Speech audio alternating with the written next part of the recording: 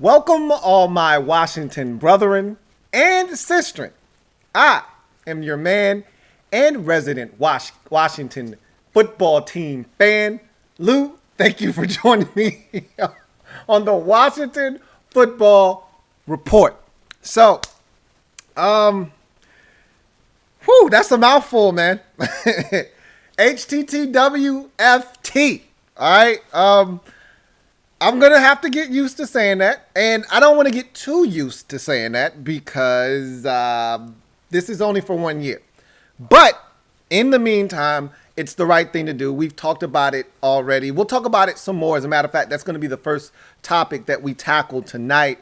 I'm fascinated by your responses. I've gone through the comment section on the video that I did earlier talking about the Redskins, or excuse me, the Washington football team name being attached to this organization for the foreseeable future until they're able to lock down a name and a marketing scheme behind that name. And they've hired someone to come in and really spearhead that whole new marketing ploy that they're going to try to put together and send out down the road. And I don't think they actually know what they're going to name the team at this very moment.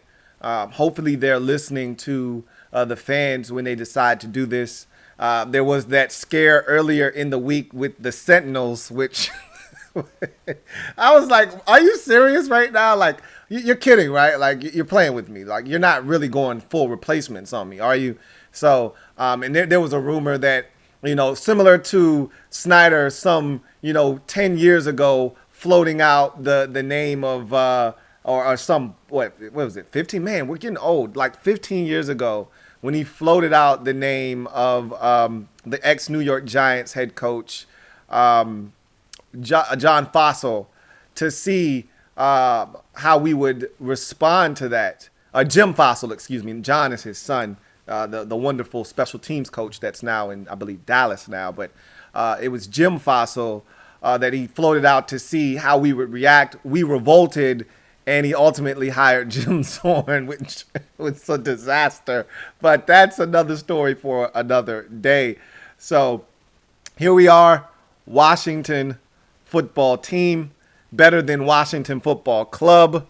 It could be worse, but we'll talk about that here in a second. But as always, I want to just quickly thank you guys for joining me tonight. If you haven't already done so, hit that like button. If you haven't done so already, hit the subscribe button, which I probably should have said first. But hit that subscribe button. Turn on those notifications if you haven't already done that either. And make sure that you don't miss a thing here on the Louis T Network. Whether you're a fan of this team or not, cover all 32 teams. So make sure you hit that subscribe button and turn on your notifications. But we're going to talk about a lot of topics tonight. Obviously, this one is going to be the one that we spend the most time on at the top of the show, with the name, the Washington Football Team. As this is, again, not something that is going to be, this is not something that's permanent. This is just a holding name, essentially, until they figure out exactly what direction they want to go in. And this is the smart move. I've tried to explain to you guys, don't look for a new name.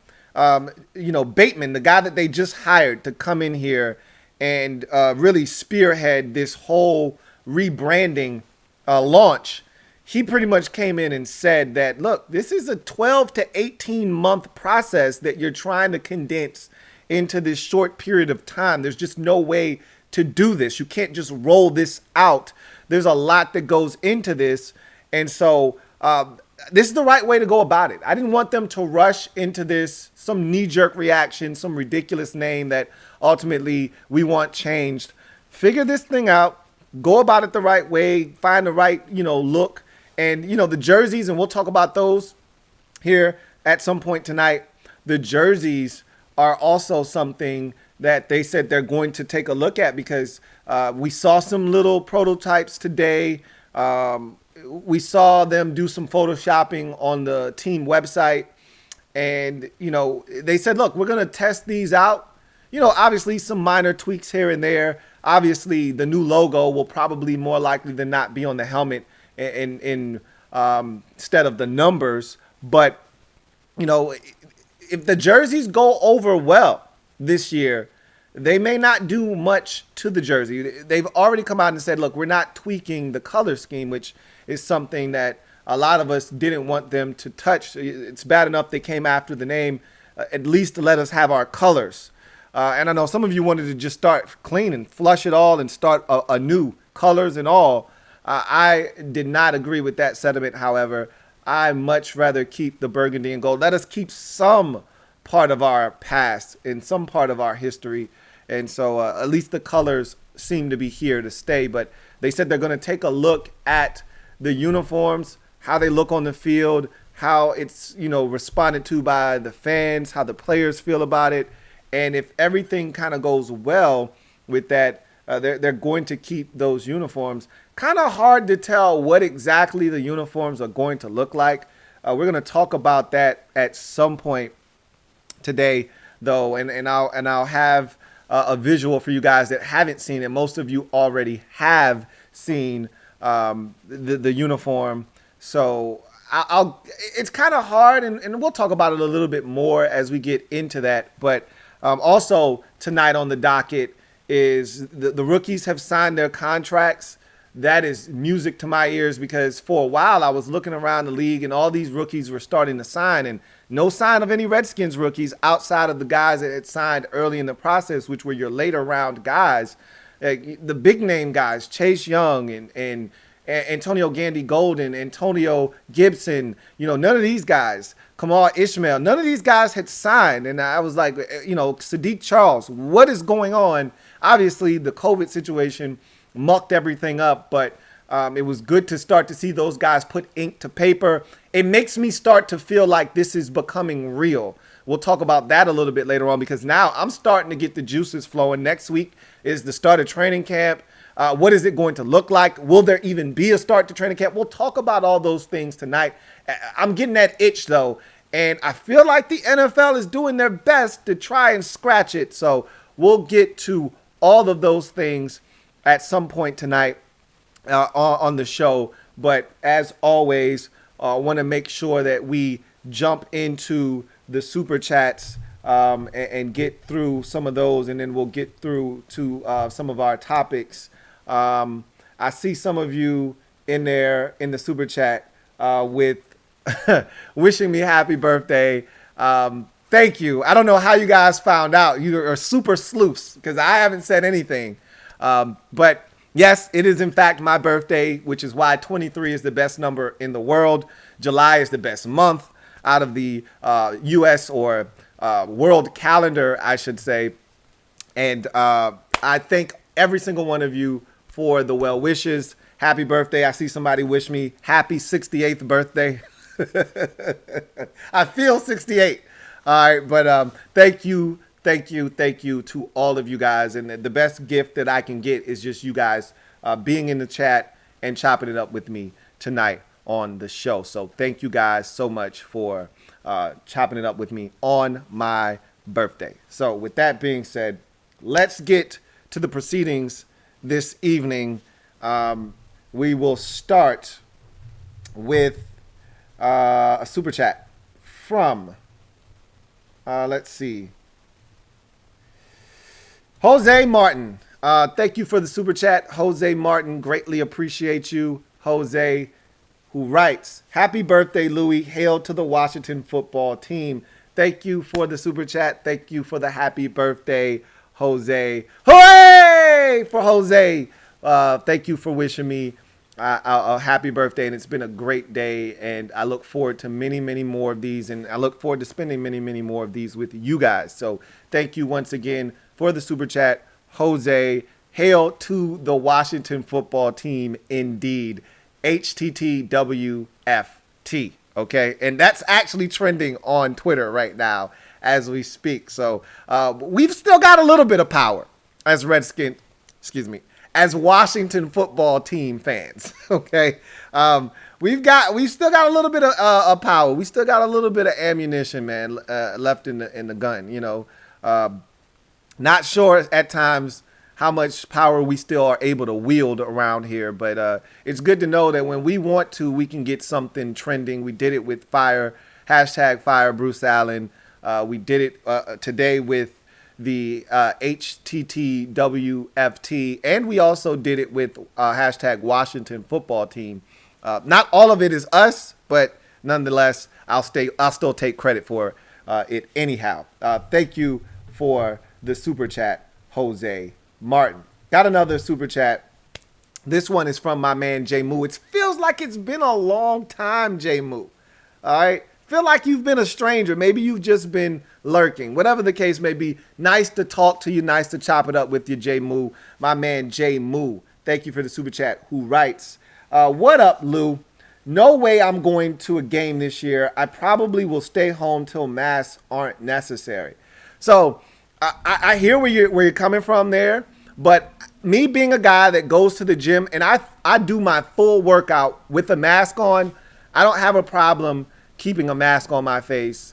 Now 3 hours is a little bit excessive. I get that, 3.5 hours or so. But look, you're not doing heavy breathing. I'm pretty sure you can pull the mask down and get you a little bit of oxygen and not be breathing in your own carbon dioxide or whatnot. But look, at the end of the day, it's not going to kill you to wear a mask if you really want to go to the game. Seriously. Now, if you don't want to wear a mask, I get it. Stay home, like you said. Watch the game at home. I've been doing it for years. I watch games at the crib. I actually would like to get out a little bit more. But, it is what it is. Watch the game at the crib, and whenever it's safe to go outside and attend these games in a normal capacity, which won't be in the 2020 season. You won't be going to a game under normal circumstances until 2021. So if that's you, all right, hey, stay home, watch the game, support the team from your couch, and you'll pick up where you left off and get back to normal proceedings next season. But for this upcoming year, you're going to have to wear a mask. That's the protocol. That's the right call, okay? For one, not only keeping yourself safe, but those around you, but the players on the field need to be safe.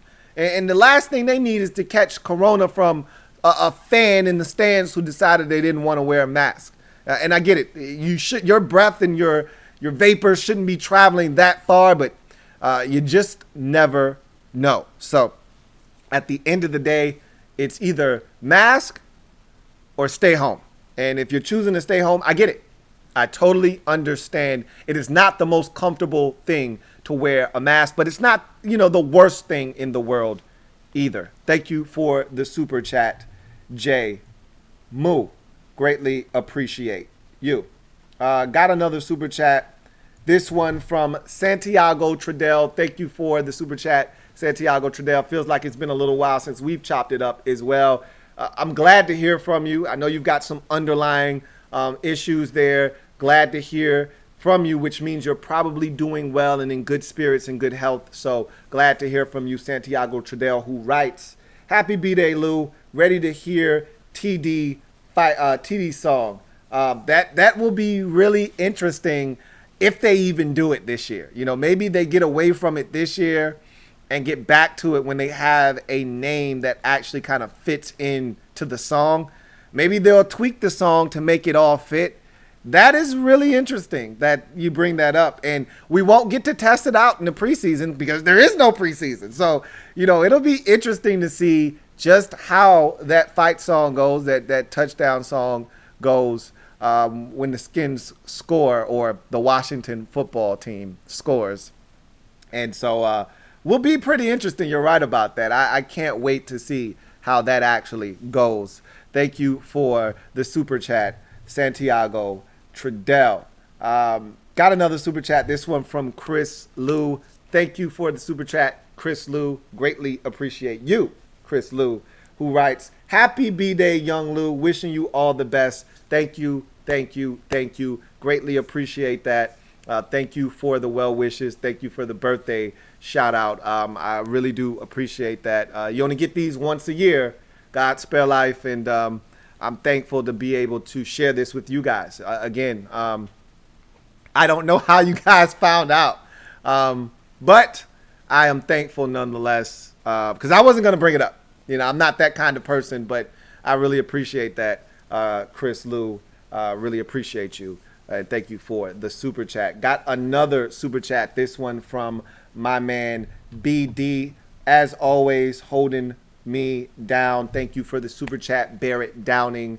Greatly appreciate you, Barrett. My man BD writes, happy birthday, little bro. I won't be getting any gear until they settle on their name, HTT, whatever the hell it is.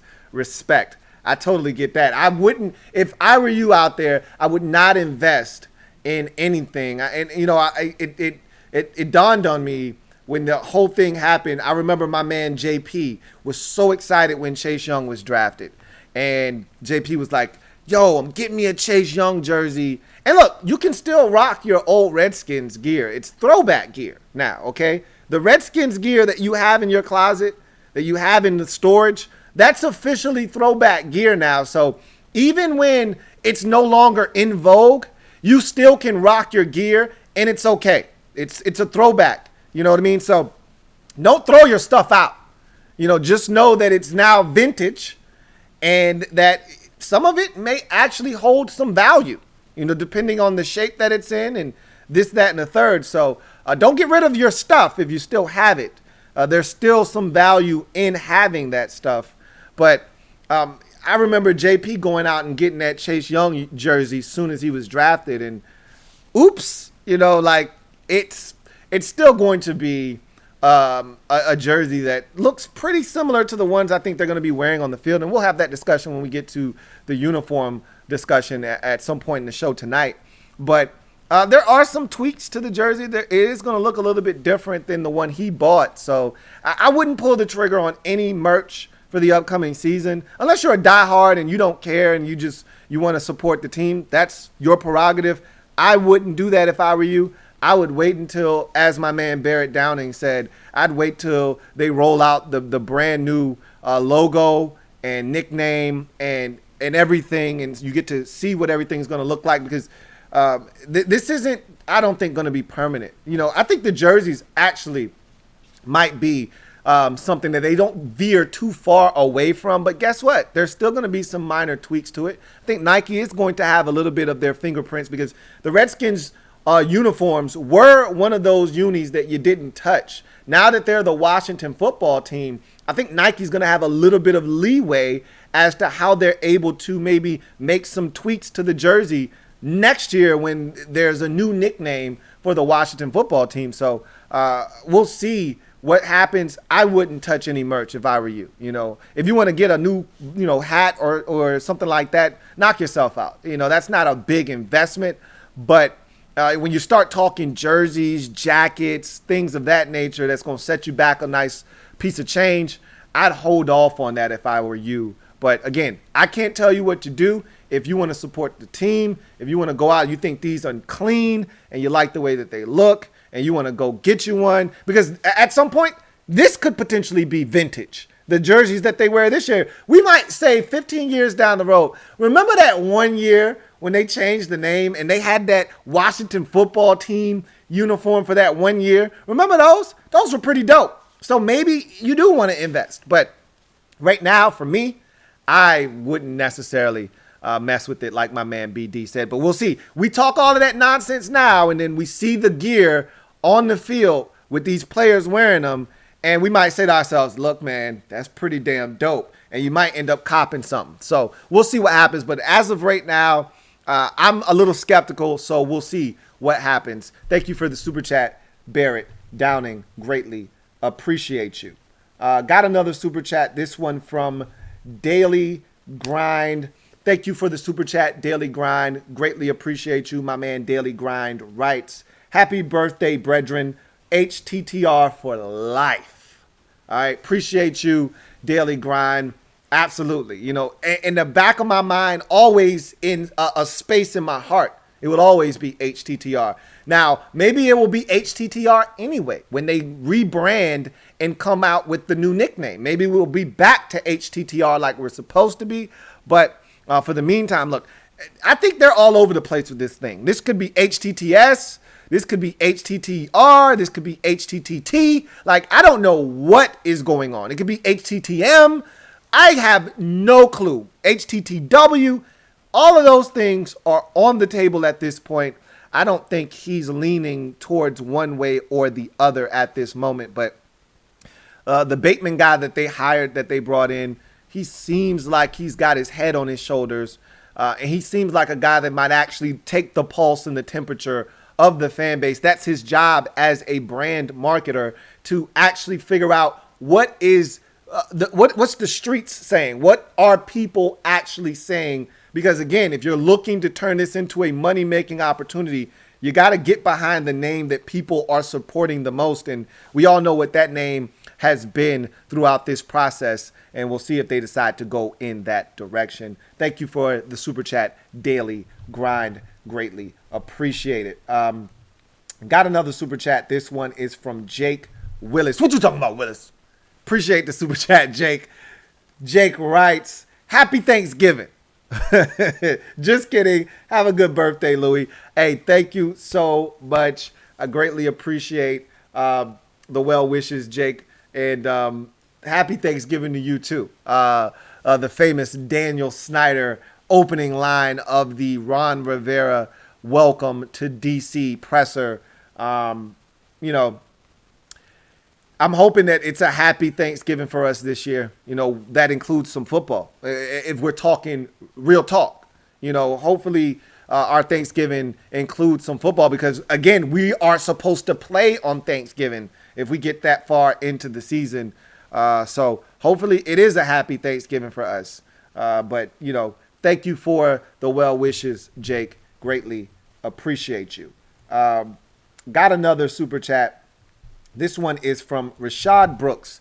Thank you for the Super Chat, Rashad Brooks. Greatly appreciate you. Rashad writes, Happy birthday, Lou. Hashtag HTTR. We still the Redskins until we get a nickname. I don't care what the NFL says. I'm not calling them that mess. Look, dude, you can call the team whatever you like. All right. I'm going to slip up from time to time. It was funny. I was watching Ian Rappaport. He tweeted out something earlier in reference to the jerseys, but they had a swear jar, and they were keeping count of all the times that someone said. So obviously Redskins is now a swear word. Okay. So they were keeping count of how many times you said it. Every time you say it, it's $1.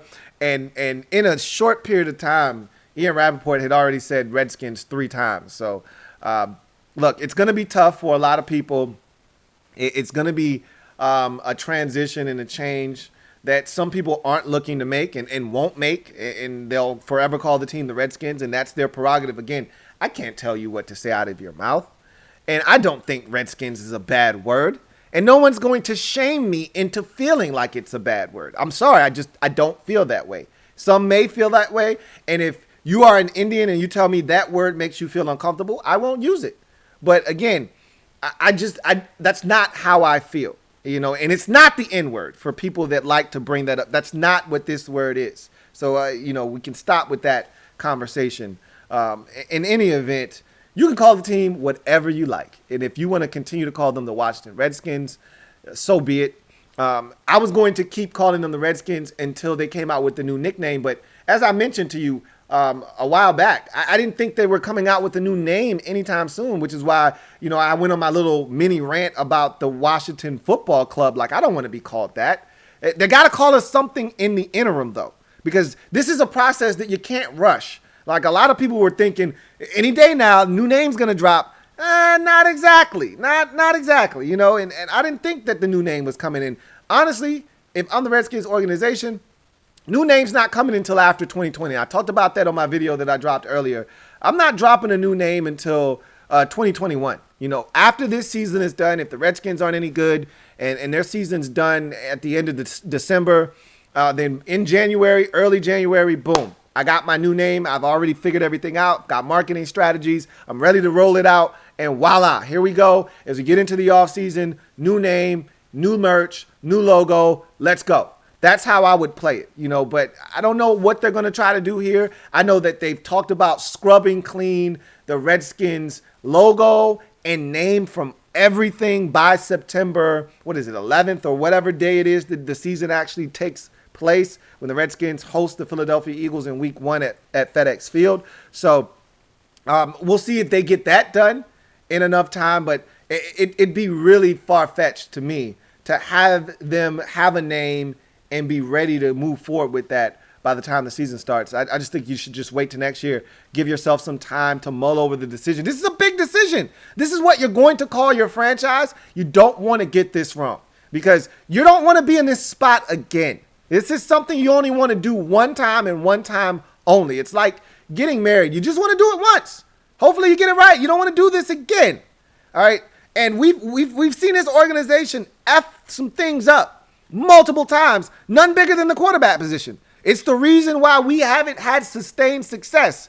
We can't find the right head coach. We can't find the right quarterback. These things have kept us in the dark in this division and in this league for quite some time. We had a guy. I know how you guys feel about him. You know how I feel about him. We turned him loose. Why? I don't know.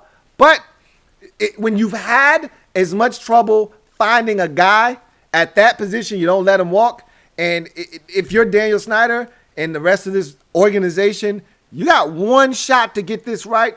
Don't F this up and don't rush it. So I don't have a problem with them taking the time. And I don't have a problem with you, Rashad, not wanting to call them the Washington football team. I totally get it. All right. Thank you for the super chat, Rashad Brooks. Got another super chat. This one is from DMV Fan 123. Thank you for the super chat, DMV Fan 123, who writes, "We take our time to get the name right. The media criticizes us. Daniel Snyder unilaterally chooses a name, and the media would criticize us. We can't win. We're not made to win. All right. In this situation, there's nothing you can do. I saw people laughing at the Washington football team. What did they think the name was going to be? Did they really think? And that shows the ignorance on the part of some people out there that thought that this name was going to change overnight, like LeBron James making a joke about the team name. Look, I don't get into all that stuff. I don't care about any of that stuff. I just thought it was funny because he thought it was so funny that we were the Washington football team. And I'm looking at all these different posts on socials, whether it's Facebook, IG, Twitter, everyone going nuts. Washington football team, what is this? Like, what did you think they were going to call the team? It was either that or the Washington Football Club. Like, what did you think was going to happen? Did you really think they were going to have a name this quickly? Do you understand what goes into a rebrand? When you're talking about changing a name and a logo, potentially changing color schemes and uniforms, do you understand how much of an undertaking that is? Like, there was no way this was going to get done.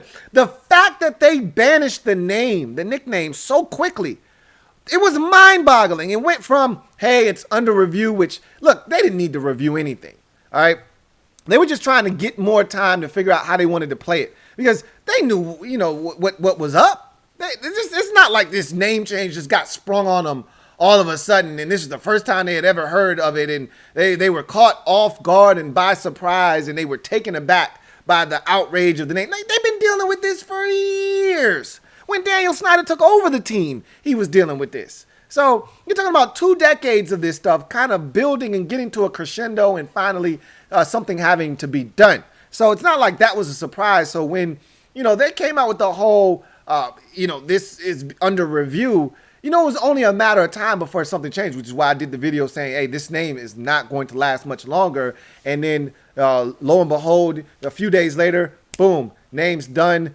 They denounced the name, say that they're going to, change it at some later date and time. Again, it was a very, very funky statement issued by the Redskins at the time. They've since come out a couple of other times and talked about how they need some time for this name. And this is the right move. You may not agree with the name and you don't want to call them the Washington football team. I understand. I get it. It's a lot too. Washington football team.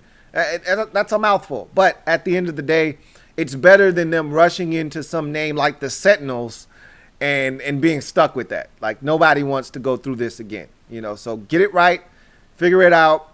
And I think at the end of the day, if you're a fan of the team, this is the right direction. You may not agree with it. You may want them to just name the team the Red Wolves. Well, guess what? That's a process that has to take place.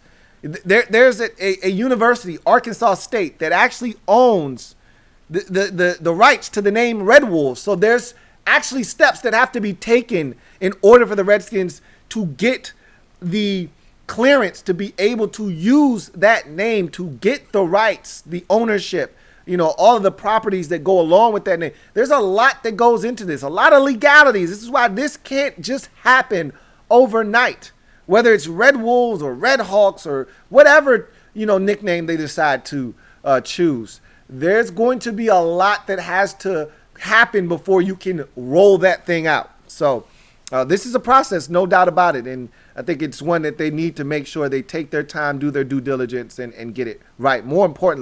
Most importantly than anything else is just get it right.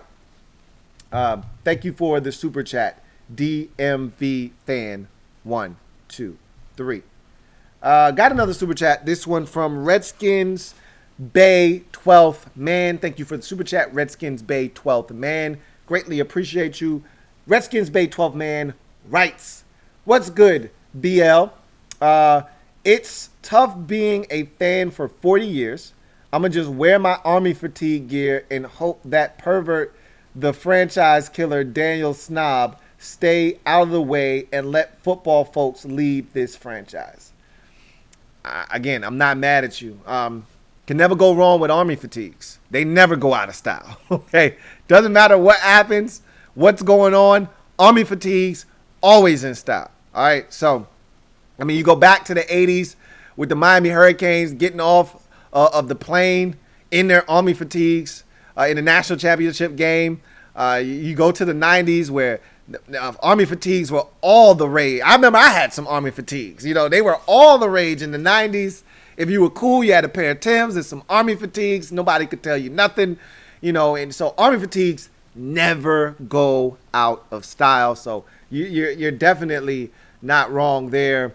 And, that's always been the hope, is that Daniel Snyder just allows football guys to do what it is they do and just glide to the side and let the people who have been hired to do their jobs without any intervention. And now that Bruce Allen isn't here, because truly he was the intervention. He was the guy that was getting in the way. Dan might have taken a back seat and allowed Bruce to handle a lot of the things that we've seen going down for the last decade. And while we blamed Bruce for a lot of things, a lot of it did fall on his shoulders because Dan let him run this thing into the ground even further. So maybe Dan's been taking a back seat all along. It's just now there's no buffer. The direct line to everything that's going on is Ron Rivera, and that's a good thing. There's no one in his way stopping him from making decisions that may impact this team positively or stopping him from doing things that may impact us negatively. So like the fact that that's a real possibility in this coach-centric approach that we're supposed to be taking with Ron Rivera as our head man. Thank you for the super chat, Redskins Bay 12th Man. Thank you once again. Got another super chat. This one from Chris Lou. Thank you for the super chat, Chris Lou, and thank you for doubling up. Double up. First double up of the night. Thank you for the super chat and doubling up, Chris Lou, who writes, "Feeling very optimistic for us. Nothing is easy, and since those things happen to us, I can only see success. Thanks for the work you put in. Senegal and West Africa is waiting for you, brother." Thank you for your support. Thank you for the kind words, and thank you for your unwavering support. Excuse me. You've been one, even across the sea, you've been one of those people who have supported. And, I know it's late at night, early hours of the morning over there, and you've always supported knowing that you have to go to work tomorrow. So I really appreciate you, Chris Lou. And I like you. You know what? I don't know why I feel this way. And I kind of get this way every year for the most part. You know, I think last year was one of the years where I didn't.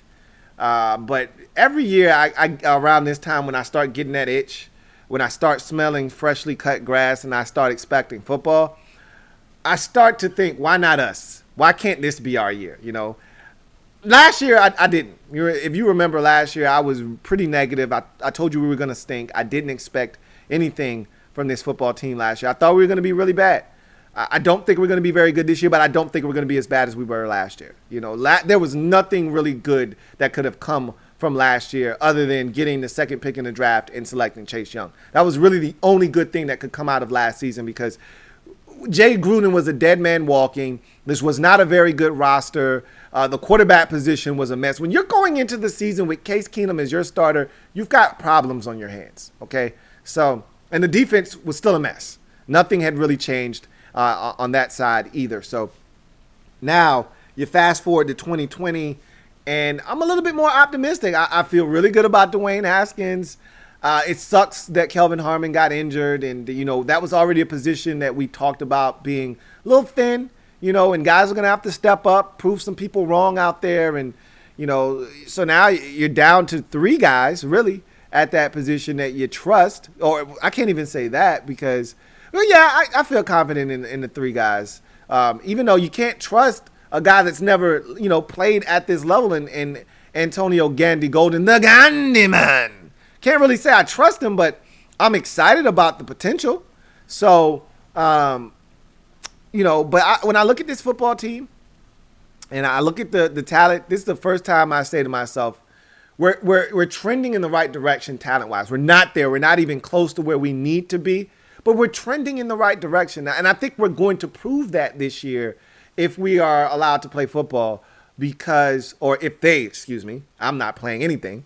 If they are allowed to play football, I think they're going to prove that this is a much more talented roster than people are giving them credit for. And I think we're trending in the right direction. Still got some pieces of the puzzle that are missing that we need to put together. And that probably won't happen until next offseason and the year after that. But, you know, it's good to be in the position that we're in because we're young. I think we're talented, more so than people out there are giving us credit for. And we got a lot of space under the cap to make moves and maneuver if, you know, some pieces should come available that the Redskins believe in, that are young, that can help this football team moving forward. And so I think we're going to get a really good sense of what it is the Redskins need at the completion of this season. And we've got a ton of cap space to address it if players that fit what we're doing moving forward become available. This is a great season to kind of find out what you have and what you don't have. And with the kind of cap space that we have, you can either address it in-house by either promoting someone that is young and hungry and looking for an opportunity, paying someone so that they don't hit the streets. You know, Jonathan Allen is going to command a deal here shortly. He's going into the 4th year. The Redskins picked up his 5th year option. So we've got 1 more year of Jonathan Allen after this season. But when you start looking around at the Redskins and what they put together, Daron Payne will be right behind him. And before you know it, Montez Sweat and Dwayne Haskins, if they're living up to the hype, they'll be up. And, you know, there are other guys around. Terry McLaurin, we don't have a 5th year option on him. If he's the guy that we think he's going to be, so forth and so forth. You know, Brandon Sheriff, what are they going to do with him? He didn't get a long-term deal done. Is he a guy that they want back moving forward, or are they going to allow him to walk and maybe promote from within? They drafted some offensive linemen in the last 2 years. Well, they look at one of these young guys and say, you know what, you're up. Brandon, you're out. Go get your money elsewhere. It's a lot of decisions to be made, but I, like you, I'm feeling really positive about this team. You know, a big position is left tackle. What's going to happen there? Is Sadiq Charles the answer or not? We're going to find out. But I always tell you, never, ever trust a man with 2 first names. So we'll see what happens. But we got a bunch of guys sitting there with 2 first names vying for that one spot if we don't go out on the market. And I'm just going to tell you right now, that market is drying up. So unless Donald Penn tickles your fancy, all the guys that we talked about, the Kelvin Beachums and the Jason Peters of the world, they're gone. I didn't think Jason Peters was coming here anyway, but those guys are gone. They've been signed already. So Donald Penn is essentially it. If you're looking for a guy to come in here and be a Band-Aid solution at left tackle, if none of the guys, Cornelius Lucas, Jaron Christian, or Sadiq Charles, all 2 first-name guys, look out. Aren't the answer at left tackle, that's where you're going to have to go. Potentially is back to the Donald Penn well. So we'll see what happens. But I'm excited about this football team. I'm excited about the defense. I'm excited about Chase Young. I'm excited about Jack Del Rio. I'm excited about everything except the secondary on the defensive side of the football. I'm a little nervous and squeamish when it comes to the secondary.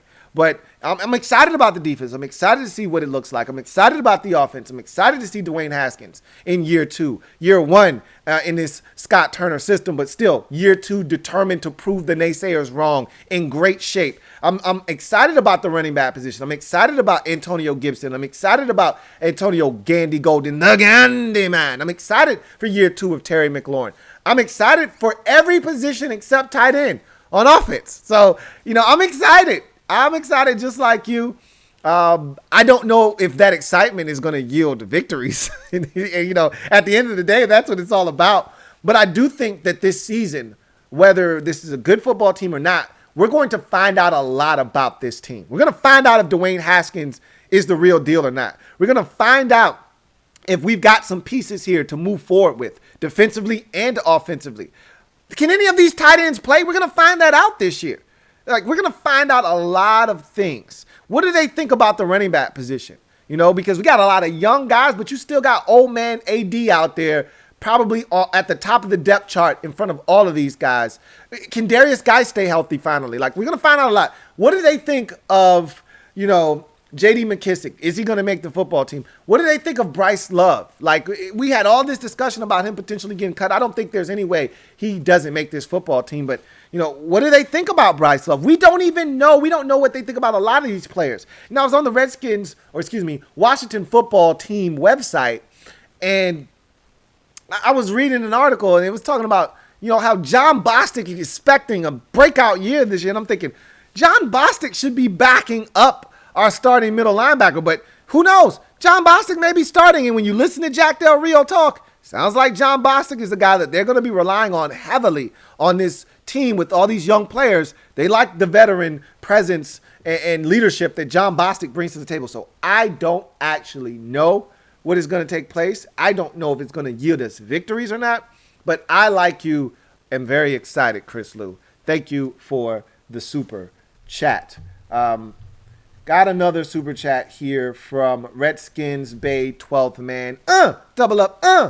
Thank you for doubling up, Redskins Bay 12th man. Greatly appreciate you. Redskins Bay 12th man writes, my bad. Happy Born Day, BL. Keep doing what you are doing and have a great week.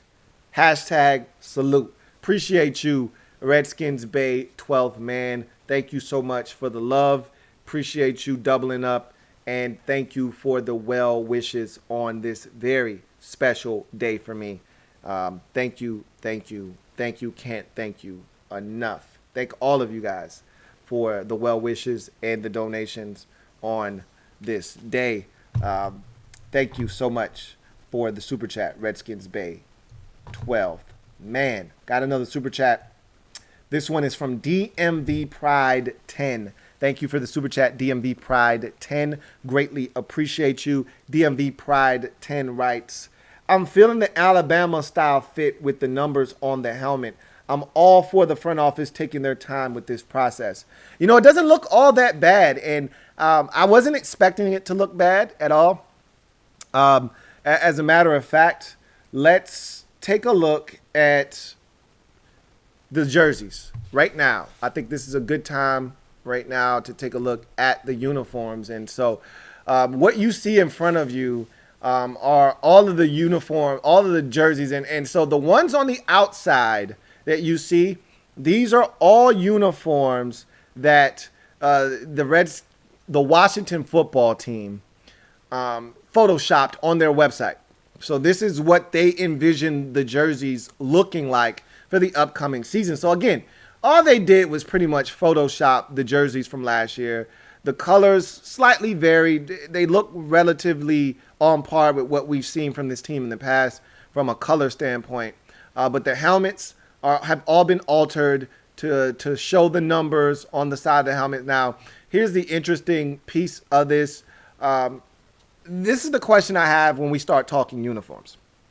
So you see with the burgundy uniforms that the numbers on the side are yellow. And then when the jersey is white, when the tops are white, the number on the side of the helmet is also white. Is that going to vary with the tops? If it's a burgundy top, numbers are then yellow or burgundy or gold, or is that going to be universal? No matter what, the numbers are always going to be yellow, or if the tops are white, the numbers are also additionally white.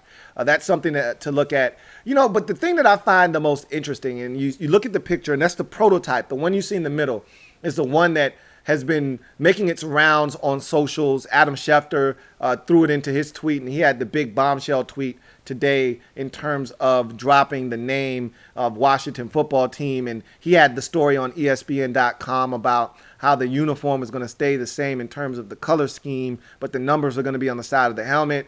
And so this was the picture, and there was a little bit of a video. I'm pretty sure most of you have seen it. And it's just this picture that you see in front of you, and then a model of the picture from behind with the name on the back. And then the white jersey, same deal. Burgundy bottoms, white tops, same deal. But the interesting piece here, and this is the thing that I'm not quite sure of, because, again, photoshopping is tough. There's only so much you can do when you Photoshop. So my real question then becomes, that jersey that you see being sported by Dwayne Haskins, or at least the prototype that's being sported by a mechanical Dwayne Haskins, is a lot darker than the ones you're seeing in front of you. The ones that you see Kerrigan and Daron Payne and Dwayne Haskins wearing, all of those are, for the most part, the bright, lush burgundy that we've come accustomed to with this football team. That jersey in the middle that Dwayne is sporting, that looks more like the throwback dark burgundy color, and I'm not even talking, you could easily, equate it to the homecoming game that they have every year, that burgundy, and it's more along the lines of that. But in that particular picture, that looks a little bit along the lines of that 2001 75th anniversary burgundy jersey, if you recall what that looked like, which to me are my favorite Redskin uniforms of all time.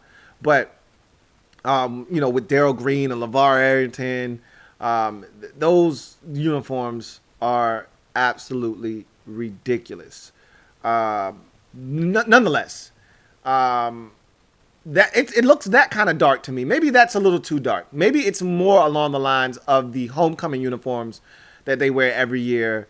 But that's the real question: is the burgundy going to be the same burgundy that we've seen with this team over the years, the customary burgundy, or is it going to be a little bit darker? Because that prototype looks darker, but I have a hard time believing that they're going to tweak the uniform colors at all, if any at all.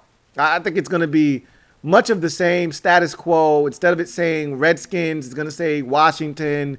And I think you see the little Nike check on the prototype and all of that stuff. Maybe it's a little bit different. They got a yellow Nike check on the front, which hasn't been there before. Just little subtle tweaks. So that'll be interesting to see. But if you haven't seen it, there it is. That's what the new uniform supposedly looks like. I want to hear what you guys have to say about it. Give me all of your comments down in the comment section. Be interested to see what they look like. And, I can't envision them looking too much different than the ones we've come accustomed to, but I could be wrong. And this is part of the rebrand, because they said if these uniforms go over well, they may just keep them the way they are with slight tweaks. And I think the biggest tweak that you'll see is that they'll remove the numbers from the helmet and insert new logo. I think that's the gist of the change that you may see. And maybe there's a slight tweak to maybe putting a picture of the logo somewhere in a small picture on the front of the jersey, where the NFL shield is or something like that. Or maybe instead of it saying Washington, it'll say Red Wolves or whatever the new nickname is. It won't be too many changes there. So, like I said, very interesting to see what they decide to do. But this is what they've put up on the team website, and this is what has been making its rounds around social media. What do you guys think? So, we get back to the Super Chat. Thank you for the Super Chat, DMV Pride. I like the numbers on the side of the helmet as well.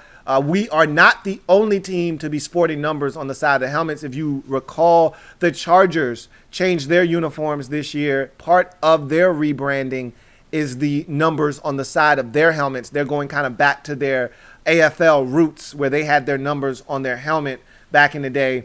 And so we'll be one of two teams with numbers on the side of our helmets.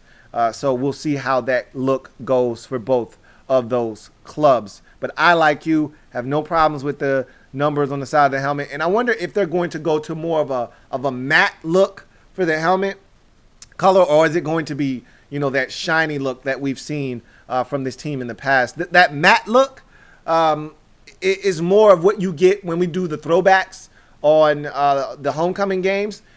And that's not a shiny helmet. It's that matte look that kind of looks kind of smooth.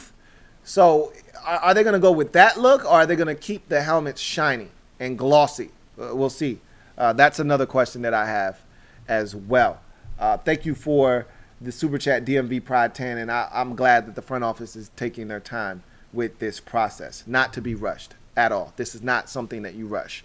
Got another Super Chat, this one from Leo Suarez. Thank you for the Super Chat, Leo Suarez. Greatly appreciate you, Leo, who writes, Washington football sounds nice after a pick or TD. In other words, we got to ball out, and everything will take care of itself. You're right. Washington football, that's what you want to hear after, it's a fumble, balls out. Washington football, you know what sounds even better than that? Redskins ball or Skins ball. But I'll take Washington football. I'm cool with that, and as my man Santiago Tradell brought up earlier, it'd be interesting to see what that fight song sounds like, but, we need to ball out, like you said, and make this thing, stick it to a lot of people, because there are a lot of people laughing at us right now. And that stuff doesn't bother me, as I told you. I don't get bent out of shape. If you're a Redskins fan, all right, or a Washington football team fan, all right, you should have thick skin by now. Like, nothing should really bother you outside of something that this organization does, or maybe a player here says. Outside noise shouldn't affect you as much, because you've heard so much of it over the last 2 decades. That stuff should not bother you whatsoever. Like, you should be so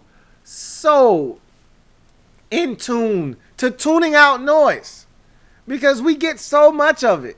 People laugh at us all the time. We're one of the laughing stocks of this league. So, people laughing about the Washington football team, that doesn't bother me at all. We've been through a lot worse, right? Trust me, that shouldn't bother you guys, honestly speaking. So I'd like to see them ball out as well. I'd like to see them making some plays and make Washington football team sound half decent. So we'll see what happens. Thank you for the Super Chat, Leo Suarez. I greatly appreciate that. See if we got any more Super Chats. And we do. Let's see. Have another Super Chat. Yeah, we got more Super Chats. Let's get to them. So the next Super Chat is from Randy Butler. Thank you for the Super Chat, Randy Butler. Greatly appreciate you, Randy. My man Randy writes, happy birthday, Lou. Whatever fans we have able to go to game week 1, better sing hail to the Redskins after the first score. HTTR for life. For life. What I feel like is going to happen? I really feel like you're going to see a total revolt early in the season. Let's say that the Redskins are only seating 12,000 fans. at their game. And I think you're going to get a pretty good turnout for that first game. Look, 12,000 is about how many fans show up when full capacity is allowed. So 12,000, not out of the realm of possibility for them to get it to show up, but I think it's going to be a little bit more of a statement made by fans. Less of, hey, let's go root on the team, rah, rah, go get them Redskins, and more of, hey, this is our middle finger to the establishment. This is our way of showing that we're not pleased by the whole name change. You're going to see everyone showing up and showing out in their Redskins gear, and I'm talking head to toe, dressed from top to bottom in Redskins gear. And I think you're going to hear hail to the Redskins when they score. And it may not just be the first touchdown. Hey, first of all, here's to more than one touchdown being scored in week 1. Cheers. Let's hope that they don't embarrass us and come out and get waxed 31-7, and only score one time. But, I think if they score 3 touchdowns, if they score multiple touchdowns, I think you're going to hear hail to the Redskins every single time. I don't think they're going to alter the song. I don't think those fans that are in the stands are going to allow them to, play something that's not hail to the Redskins if they try to go in a different direction. So I can answer that for you. I think you're going to get, 10,000, 12,000, whatever that number is. You're going to get a bunch of fans making a statement week 1. And it may be the entire season. It may last all year long. But definitely week 1 for sure. I think you're going to get fans turning out in droves to show their support for the name Redskins and wearing and donning all of their Redskins gear and singing hail to the Redskins. And I'll tell you, I'll take it a step further. They don't have to score a touchdown for them to sing hail to the Redskins. It wouldn't shock me if they just start singing it and you can hear it. If that even takes place. We'll see. We don't know what's going to happen in terms of fans in the stands to start the season off. But that's my guess. If I had to give you a guess right now, that'd be my guess for what would happen should the Redskins allow fans to be in the stands for week 1 versus the Philadelphia Eagles. So thank you for the super chat, Randy Butler. Greatly appreciate you. Got another super chat. This one from 99 Problems Chase Ain't One. Thank you for the super chat, 99 Problems Chase Ain't One. Who writes, I'm excited to see Gibson at the running back position in this new offense. I am too. And, that's something that I'm going to talk about in future shows, but I'm really excited to see a lot of these young guys. Again, the thing about Antonio Gibson that's so intriguing is that we haven't had a player like this. Like we don't do this. Like the Redskins haven't had players that are multifaceted, that can do a lot of different things, and at any time they could be lined up in any number of places on the field. The closest thing we've seen to that was last year with Steven Sims. And even he became repetitive early in the season as a jet sweep guy. Like that was all they could do with him.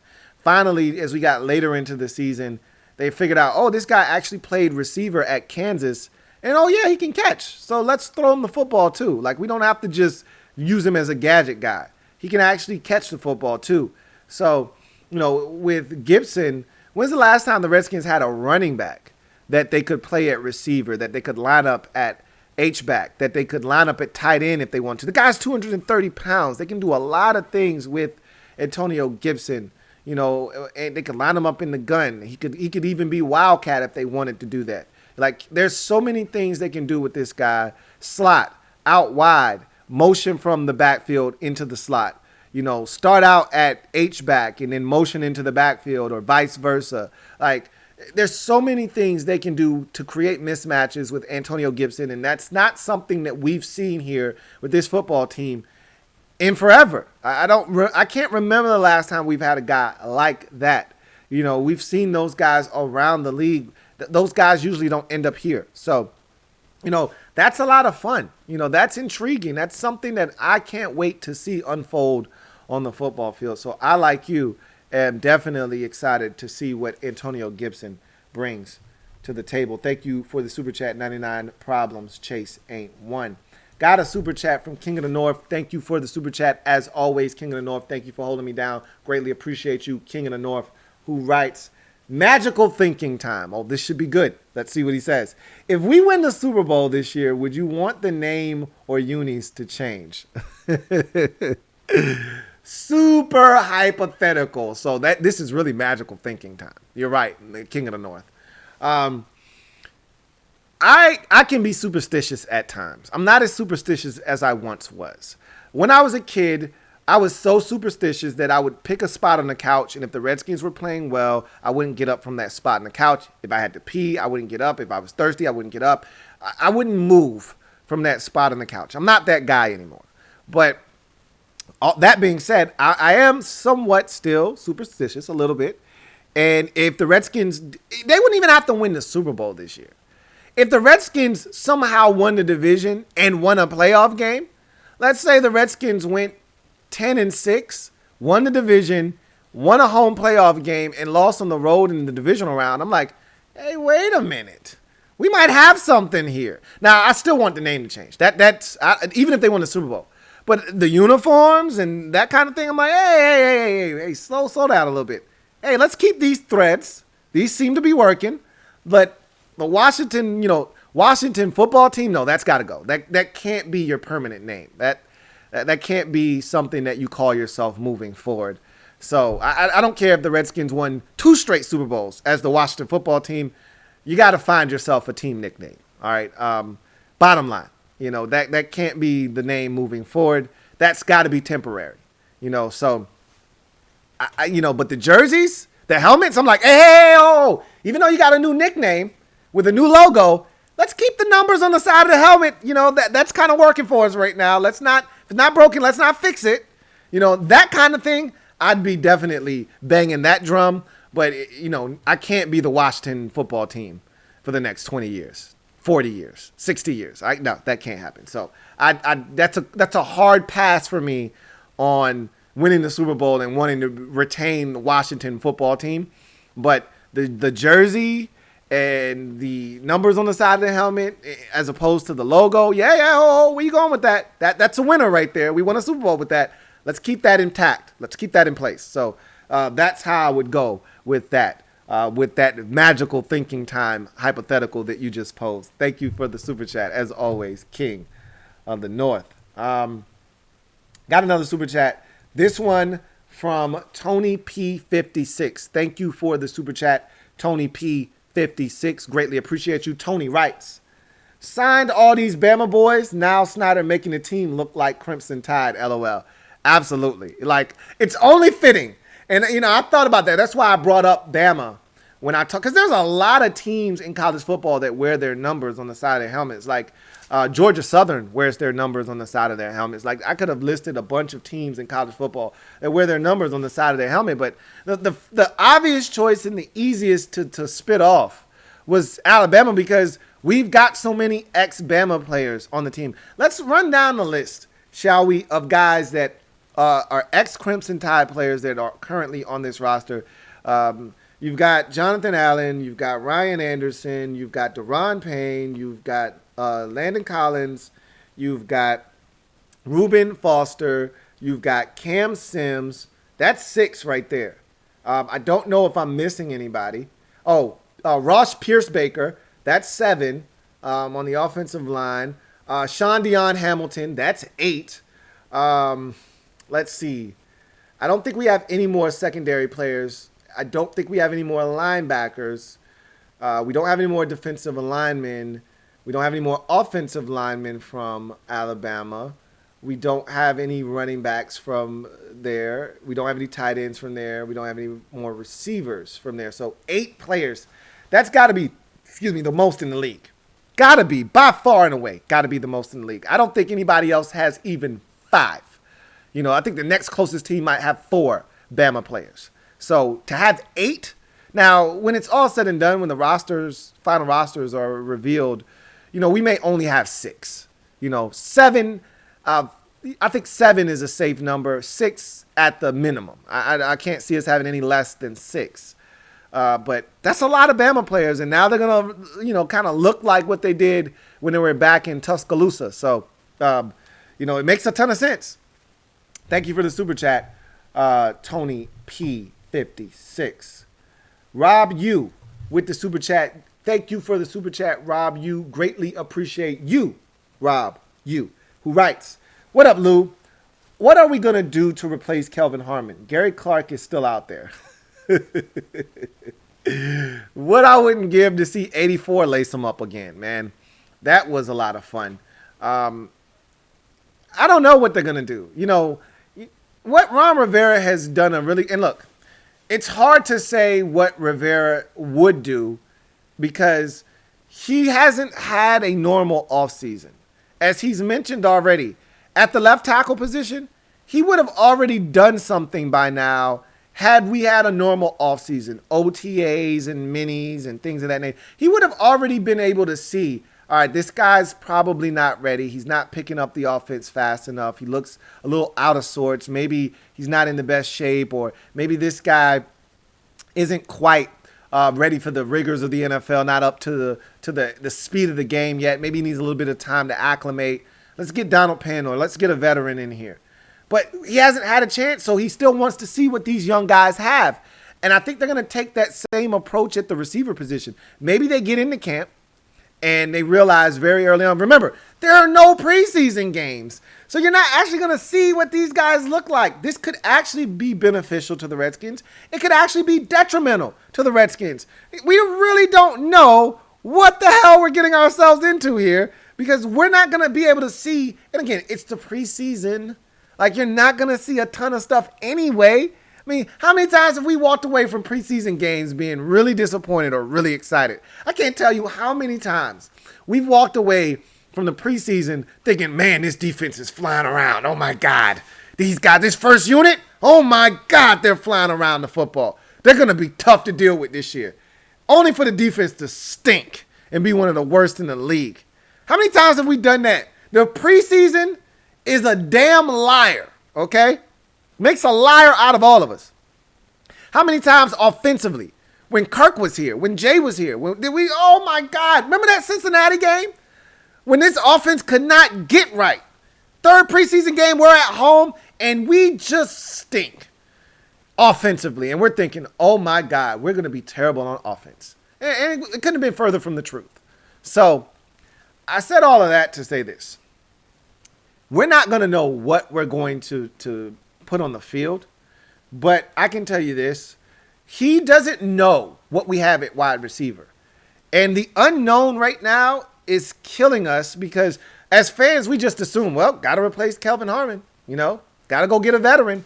We got a bunch of young guys. Can't thrust one of those guys into the spotlight. Well, why not? This is supposed to be a season in which you're probably not going to win anything. You're not playing for anything major. You're playing to find out what you have. So going out and getting a Dez Bryant or a Josh Gordon isn't really going to benefit you, because those guys aren't a part of your long-term future. So why are you going to play those guys? You're better off seeing what you're going to get out of Wright, Isaiah Wright. If you think that this guy can help you on special teams, and you think that this guy can also help you at the receiver position, you're better off giving him an opportunity. You're better off seeing what one of these other guys can bring to the table, than Cam Sims. You're better off giving one of these younger guys a look and saying, can you help or can't you? If you can't, we'll get somebody else an opportunity and see if they can.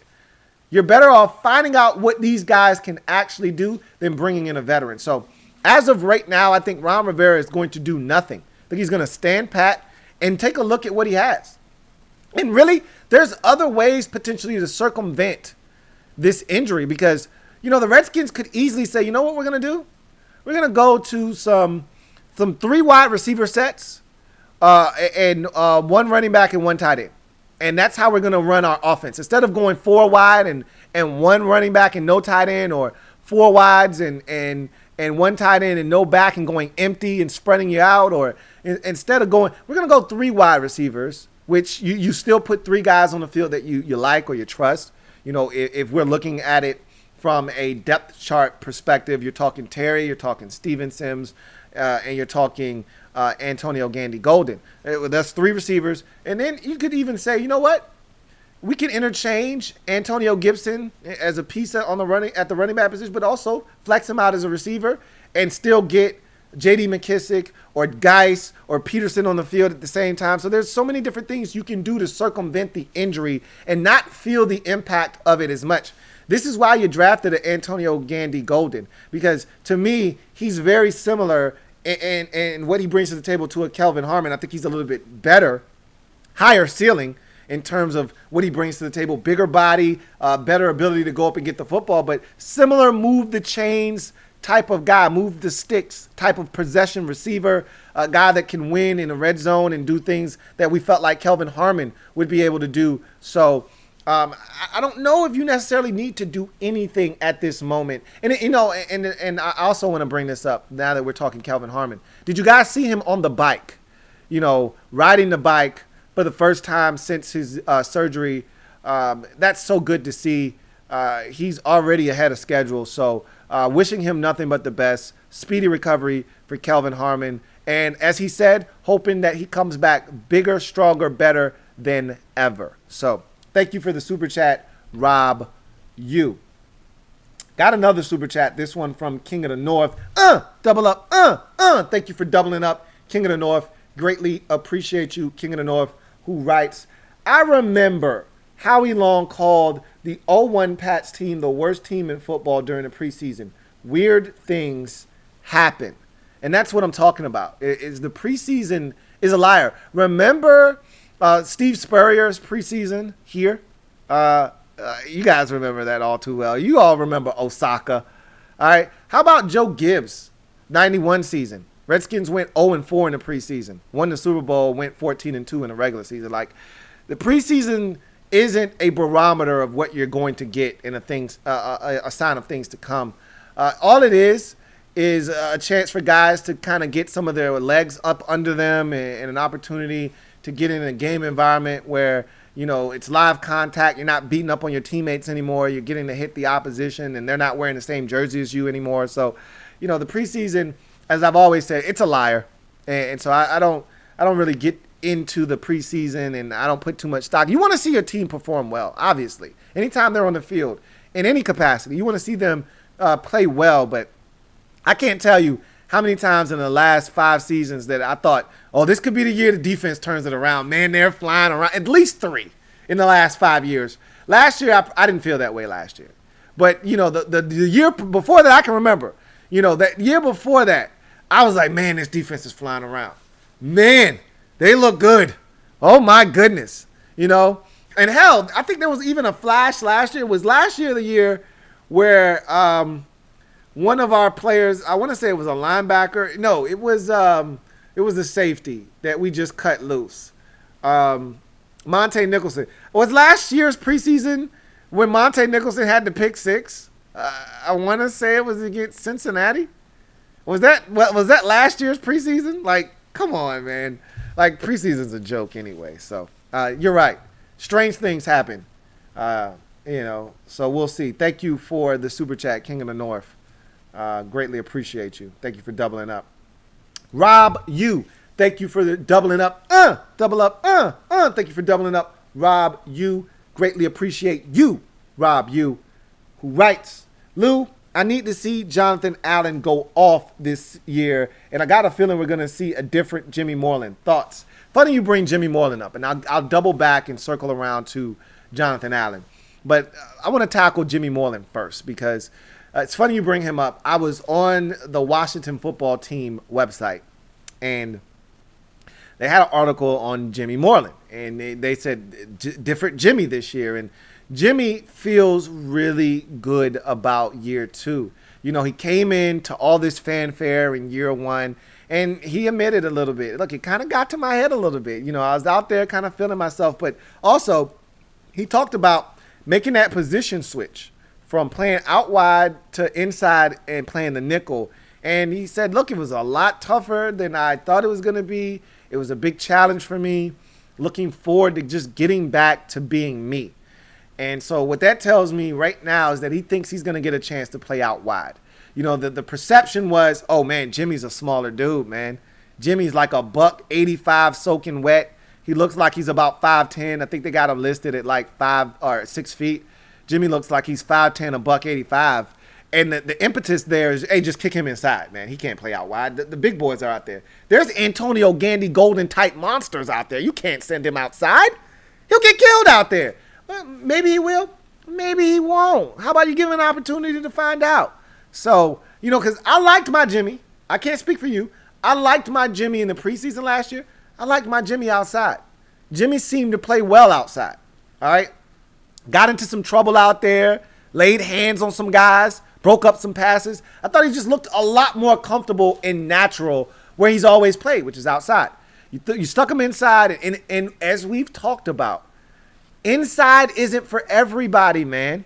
That's not for everybody. Like this whole COVID-19 situation, not for everybody. Everybody can't sit inside and be okay. Some people got to get outside. Jimmy's one of those guys. I think he needs to be outside. So I'm looking forward to seeing Jimmy this year. He's one of those guys that I'm rooting for, and it would definitely help bolster what is a shaky secondary if Jimmy could step up and play some confident football in year number 2. So that's a guy definitely on my radar as I look at some of the young guys that I think could emerge in year number 2 in 2020. And then you double back to Jonathan Allen. And I think everybody wants to see it from Jonathan Allen.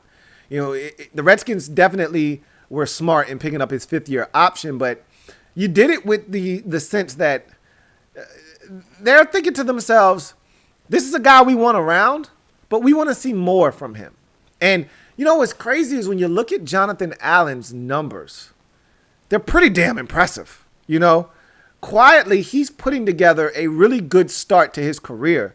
However, you want him to be a little bit more impactful, and there were stretches 2 years ago where I'm thinking to myself, I remember that early in the season 2 years ago against Green Bay and against the Panthers, I'm thinking Jonathan Allen's about to explode.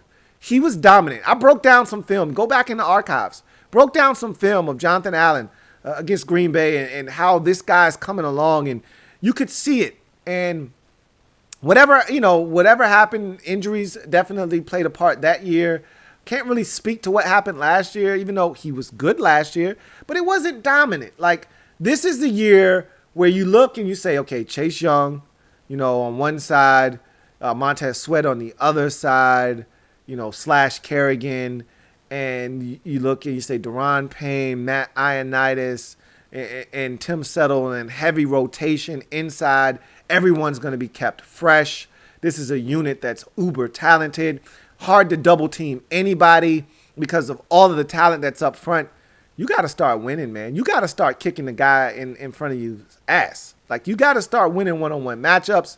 And they're going to try to do some creative things, some twists, some stunts to try to free up Chase Young and some of these Sweat and some of these elite athletes and get them free runs at the quarterback. But, when your number's called and they set something up for you to come around on a twist or dip inside on a stunt, you got to take advantage. And I think I've said this all along.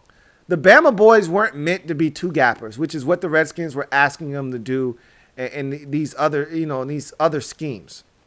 Whether it was Joe Barry or it was Greg Minuski, they were asking these guys to two gap. That's not what these guys were put on this earth as football players to do. They're one gap penetrators. Don't ask them to control the gap on either side of them. Ask them to go up the field, penetrate, and disrupt. That's what they got to do at Bama. That's what got them drafted in the first round. Let them be who they are. And I think you're going to see a regalvanized, a rejuvenated, and a dominant Jonathan Allen this year. I really do feel that way. And I'm willing to bet. Now, and if you watched, I was on another channel, Bad Dogs channel, Giants fan, and we had a roundtable discussion. And they asked for a bold prediction for the 2020 season. And I said the Redskins are going to lead the NFL in sacks. And I really do believe that. I think the Redskins are going to lead the NFL in sacks. And whether that's mid to high 50s or they eclipse, the 60 mark, I truly believe that this team has the makings of a dominant unit up front, and everybody's going to eat. When you get to 60 sacks, when you get to 56 sacks, when you get to 63 sacks on the year, that means everybody's eating. And then maybe one or two dominant performers in there. Somebody's got 17 and a half. But you don't get to 63. You don't get to 59 with just one guy going bananas. You got to have a bunch of contributors. And I think you could have somebody go for 14 and a half. You could have another dude going for 11, another dude going for 10, another dude going for 8 and a half, two people going for 6. I mean, I think it's going to be that kind of party up front this year. And I think Jonathan Allen is one of those guys that I need him to step up and really be sniffing around, if not hitting double-digit sacks this season. Thank you for the super chat, Rob. Thank you for doubling up. King of the North, tripling up. Thank you for the super chat, King of the North. Greatly appreciate you, King of the North. King of the North writes, it's the WFT birthday too. Happy birthday, Lou. Thank you for the love, the support. Thank you for tripling up just to tell me happy birthday, King of the North. Really do appreciate you. Got another super chat from Redskins Bay 12 man, who is also tripling up. Thank you for the love and support, Redskins Bay 12 man, who also writes, hey, BL, if this team somehow wins the NFC East and have a home game, will you do the LT show at the Diesel tailgate? It would be an honor if you did. Will you do it? I don't know. That'd be interesting if we got to that point.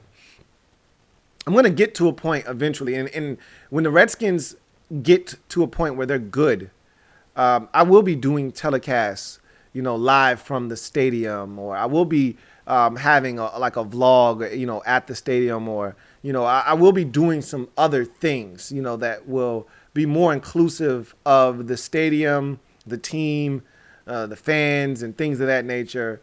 But right now, it's best if I stay home. Okay. Save myself the embarrassment of going to the stadium, and, experiencing game day, missing all of the good football that's actually being played around the league.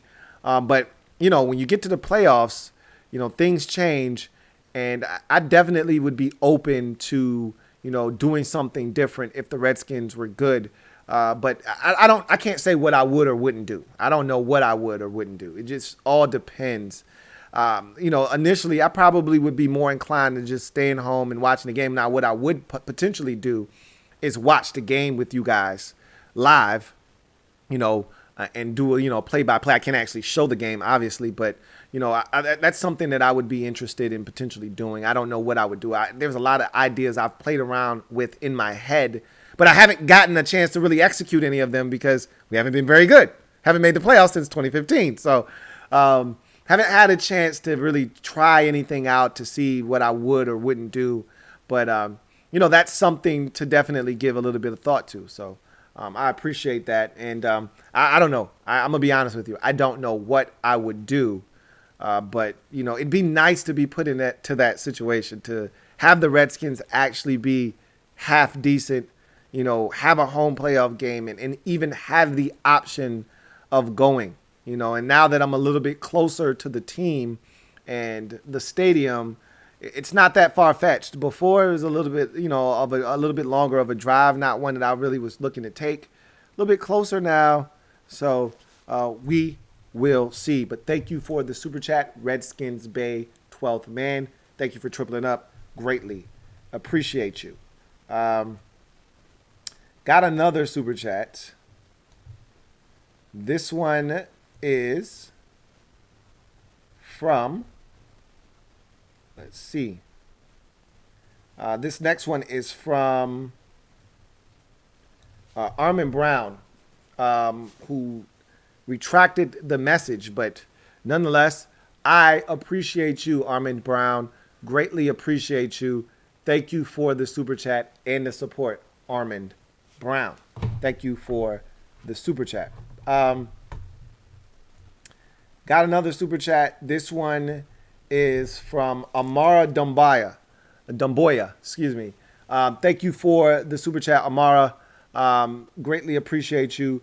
Do we keep our 3 Super Bowls? Absolutely. The history doesn't change. That doesn't change. That's going to remain the same. You can't take away what this franchise has done. Whether you despise the Redskins nickname or not, what matters is that this team achieved greatness 3 times in their illustrious history.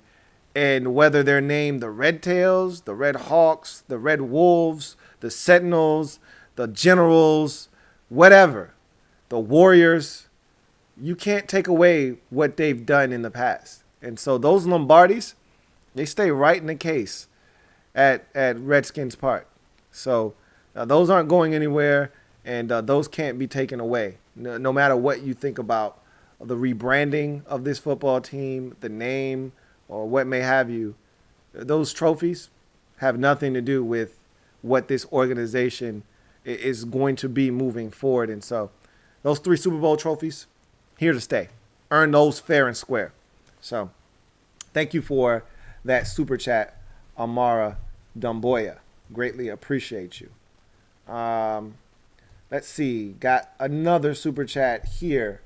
Gally Sanford, thank you for the super chat. Greatly appreciate you, Gally Sanford. Gally Sanford writes, wanted to show support and love the job you do. Please stay safe, family. Thank you for the super chat. And I ask that you and your family do the exact same thing. Stay safe. Make sure that you're protecting yourself and those around you, and making sure that you are doing the things necessary to keep you and your loved ones in a comfortable state. So thank you for the super chat. Greatly appreciate you. And so let's talk about, I think that's the last super chat that we have for now. But there are some other topics that we can discuss. We've talked about, and I got another super chat, and I'll get to that one in a second. But we've talked about, let's talk about Julie Donaldson being promoted as the first female play-by-play NFL analyst in the league. So she's making history. She's getting a high-ranking official title. She's taking over the role that was vacated by the perv known as Larry Michael, who retired unceremoniously last week. And so good for Julie Donaldson. I'm happy for her. Julie has been one that has not been afraid to speak her mind. I don't think she's going to be afraid to speak her mind. Let's not kid ourselves, though. Julie deserves this, first and foremost. So let me say that before I say what I'm about to say, because it may sound like she was only given this job because of ... Julie Donaldson earned this opportunity. She put herself in a position to receive this opportunity. However, don't kid yourself. This is all a part of the fixer, all right?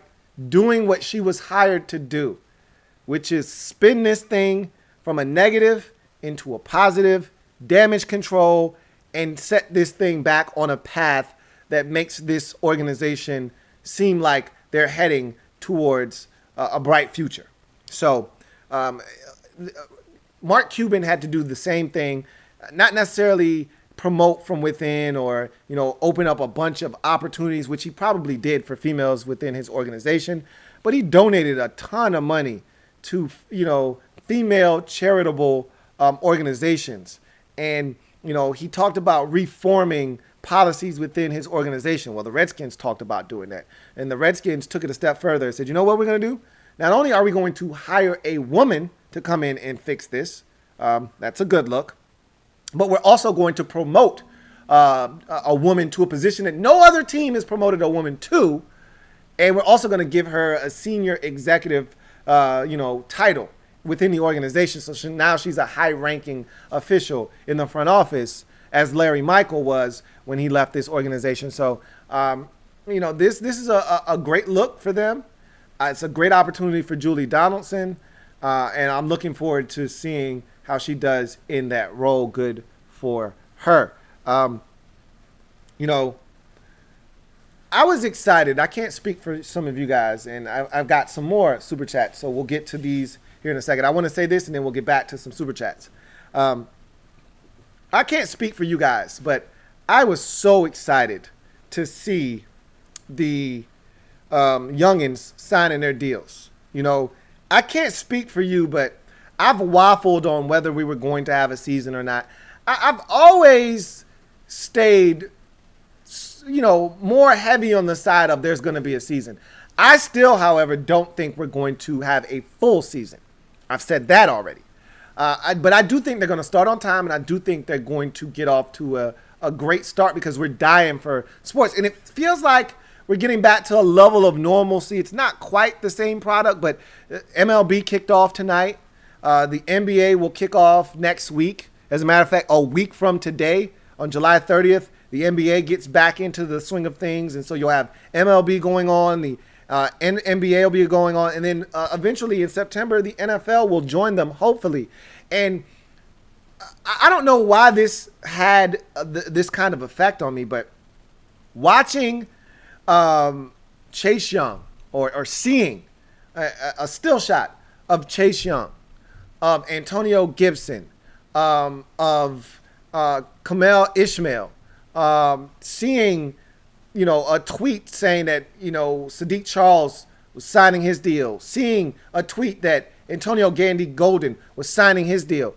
Seeing these things take place, for some reason, made me feel like we're going to get football. It made me feel like this is actually happening, which is why this video is titled, "It's Happening." It feels like it's happening. I was hearing about, and no team has hit camp yet, but the Texans and the Chiefs are slated to hit camp on Sunday. They'll be the first two teams to have their rookies and everybody report officially.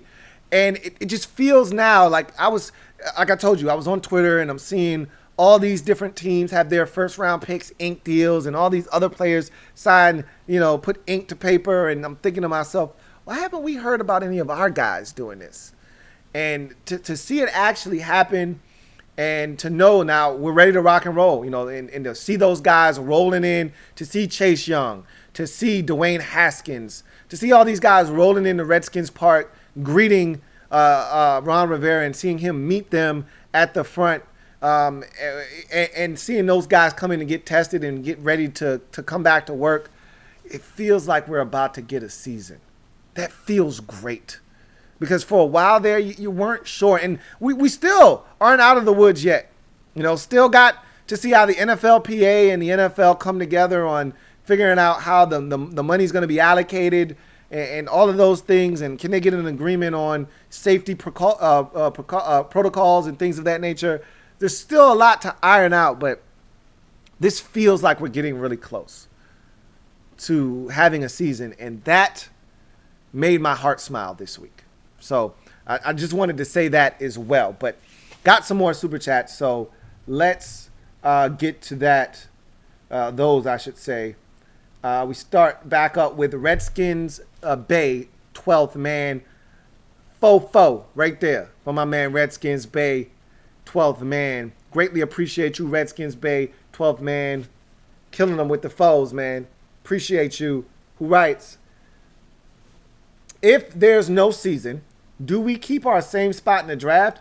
And if so, do you draft left tackle out of Oregon or do you trade back? Now that I don't know the answers to. That's a great question. I mean, a really, really excellent question, because nobody wants to come to that conclusion. And I don't think the NFL actually even has an answer for you right now, because they're not thinking about that. They've never been in this position before where there wasn't a season. So there's no precedents set, and there's nothing that they can base that off of. So I don't think there is, that in place right now. But I haven't even heard anyone talk about, what would happen with the draft and where everyone would be slotted if you would just, pick where you picked last season in the draft or what may have you. That's a great question. I think as not having a season becomes more of a reality, you'll get more articles, more people digging into that. You'll get more of a response from the NFL as to what would be the protocol for that if that were to take place. I don't see that taking place. However, I think we're going to get some semblance of football, but I don't know what you do in that particular predicament. If you're the NFL, if you're the Redskins, do you take left tackle? That's hard to say because you just drafted a guy in the third round that you think could potentially be the starting left tackle of the future. So, do you spend on another tackle? Maybe you do that, and if that guy's as legit as everyone is saying, then you could easily just take Sadiq Charles and kick him over to the right side and, and have more depth and potentially have two young guys ready to rock and roll for you for the foreseeable future, and, have somebody pushing Morgan Moses potentially. So, that's something to consider, but I don't want to think about that. I'm just going to be brutally honest with you. I don't want to think about, September, October, November with no football. There's a realistic possibility that we get to November and there's no football. We get to December, there's no football. And you know what? I might be okay with it at that point. But I can't fathom September, October, no football. I just can't. I don't want to think about it.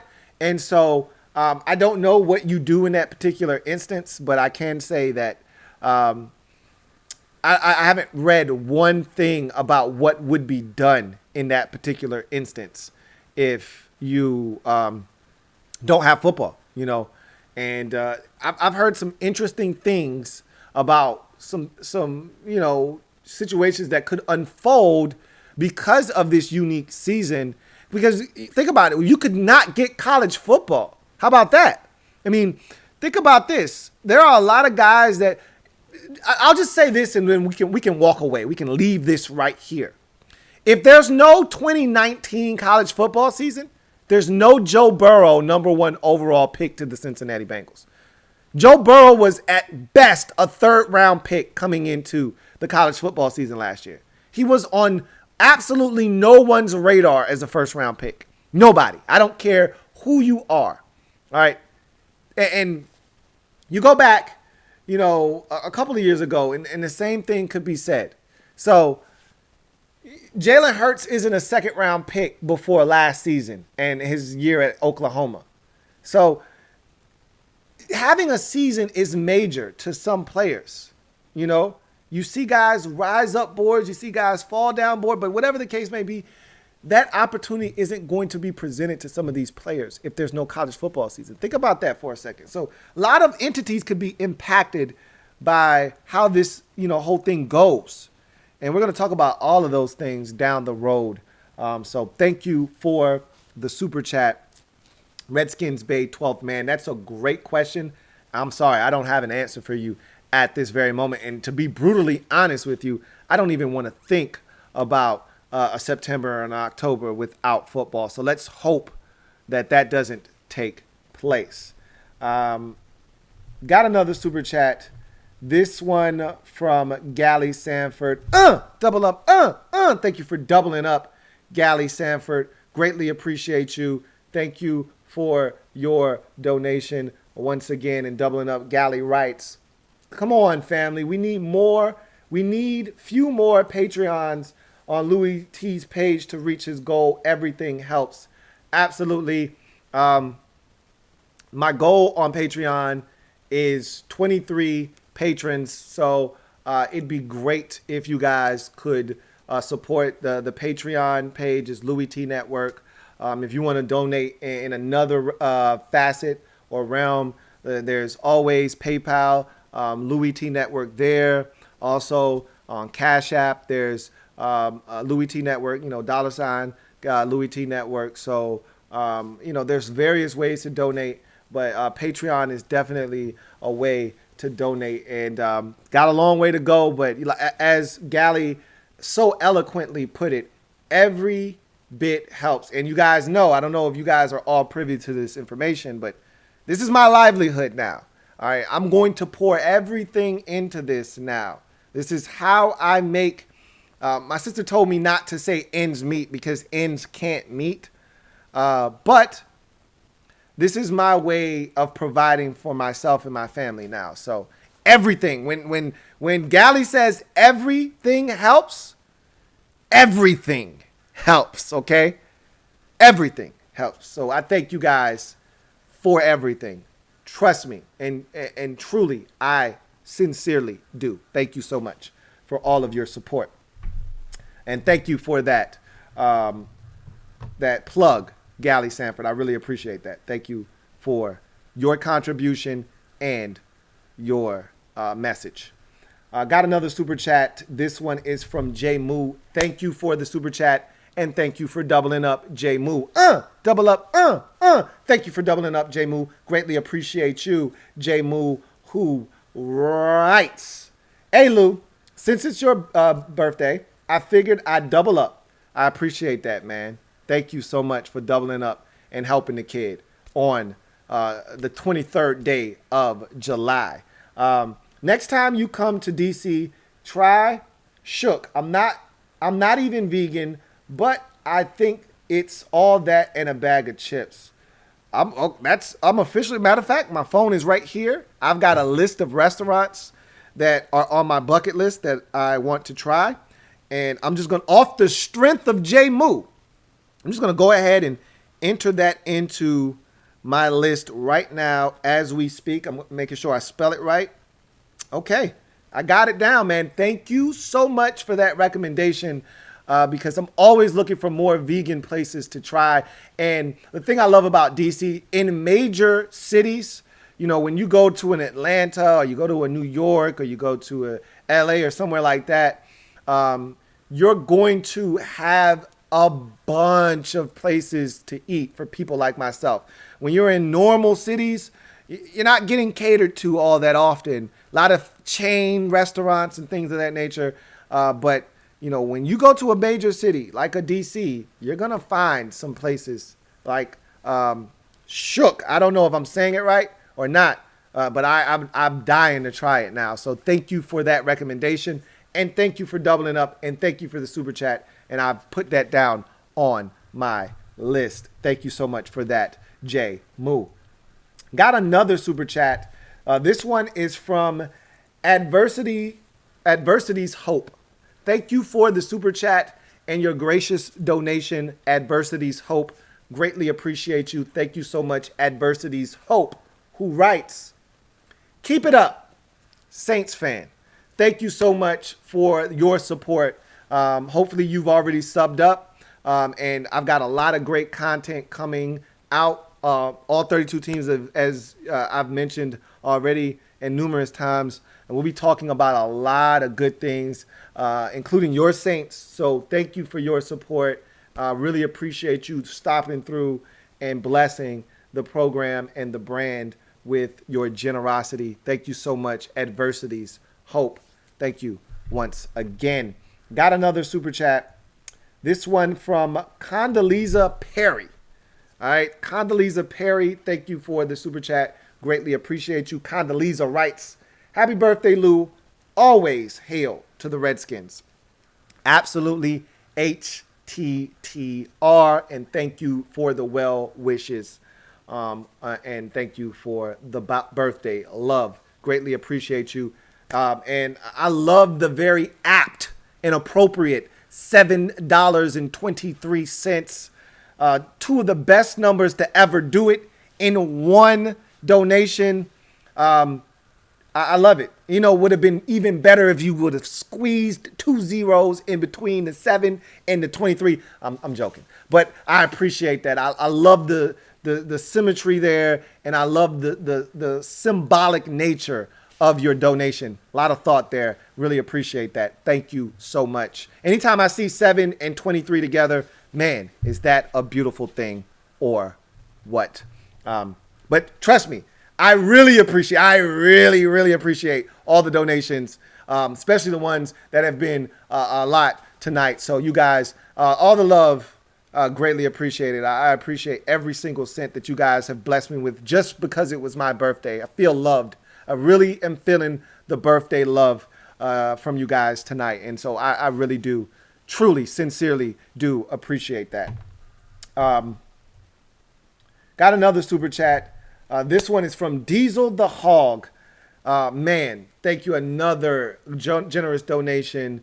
Thank you so much, Diesel the Hog. Greatly appreciate you. Thank you, thank you, thank you. And Diesel the Hog simply writes, "Happy birthday." And again, I couldn't thank you enough for the huge shout out, Diesel the Hog. Thank you for the happy birthday. And again, I'm feeling so loved on my birthday. I don't get this much love generally on my birthday. My significant other is one of the few people that actually really, really shows me this kind of love on my birthday.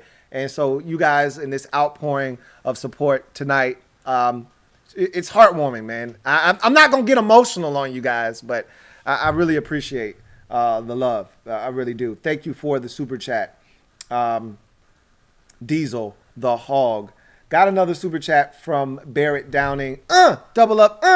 Thank you for doubling up, BD, as always. Thank you for holding me down as you always do.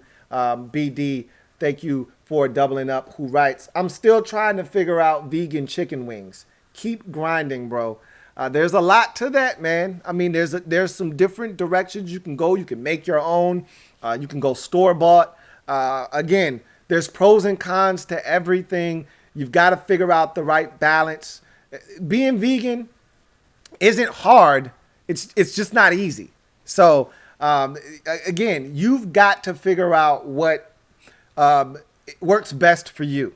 But I can tell you this much. I made that decision to go vegan some 3 years ago. I believe it's been now.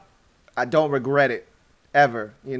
There's times where I'm like, they're trying to make it hard on me, but I always find a way. Always find a way. So thank you for the super chat, Barrett Downing. Thank you for doubling up, and thank you for the support.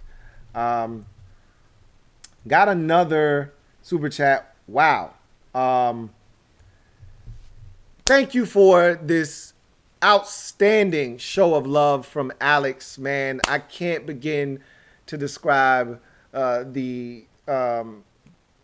just the love I'm feeling right now, and almost lost of words. It's hard to get me to shut up. So the fact that I'm almost speechless speaks volumes as to how generous of a donation this is right here from Alex, man. I really do appreciate you, Alex. Thank you so much for the super chat. I can't begin to describe how much this means to me. Thank you so much for the super chat, Alex. Alex, salute, man. And Alex says, "Look, I'm an Eagles fan." And so I told you, it's all love. Inside the division, it's family, man. I always tell you guys this. Giants fan, Eagles fan, Cowboys fan. We all go head to head. We can't stand each other. But at the end of the day, it's all love because we all family. Like, I can talk as much trash about the Eagles and the Giants and the Cowboys as I want. And, and I'll allow some fans, outside of the division to talk a little bit of trash. But when you cross that line and you start attacking the division as a whole, that's when I got to draw the line, and that's when I got to come for your throat, because at the end of the day, we're a package deal. We're all individual entities, but we're all one unit. Like, don't disrespect the NFC East. When I hear NFC least, it makes me sick to my stomach. And we heard a lot of that last year because it was not a good division. But at the end of the day, I still got pride for mine. I still ride for mine. So to get that from an Eagles fan, that's nothing but love, man. Nothing but the utmost respect for you. And I appreciate you, Alex. Alex writes, "Eagles fan here. Been watching for years. Lost count. Says, for draft content. Just wanted to show support for all the content you've provided over the years. Even if I haven't always agreed as an Eagles fan. Keep up the great work, man. And hope you have a great birthday." I can't thank you enough once again, Alex. And I know you haven't always agreed with me. You may not agree with me about the Eagles' latest draft. And it's funny that you bring up the draft. I'm actually going to talk draft, heavy draft talk next week. I'm rolling out some new content, so you guys stay tuned for that. But I don't know if you agree with me with the Eagles draft this year or not. I loved your second round pick. Not so much your first round pick, but we'll discuss that thoroughly again next week as well. Look forward to chopping it up with you in the future, as I have with you in the past. Alex, once again, thank you so much for the super chat. Got another super chat here. King of the North, tripling up, or are we on 4 with you, or can I not see you at this point? I lost track. All right. Thank you for the super chat, King of the North. Like I said, always blessing the program and the brand. And so thank you so much for all that you do, King of the North, who writes, ever thought about doing a weekly 1 to 32 power ranking? I watch those on YouTube. Roster breakdowns are good too with position rankings. You know, I've done that before. Check the archives. I've done a power rankings and it just didn't get any love. There was no traction being gained doing that. And, you know, I may ultimately circle back to that.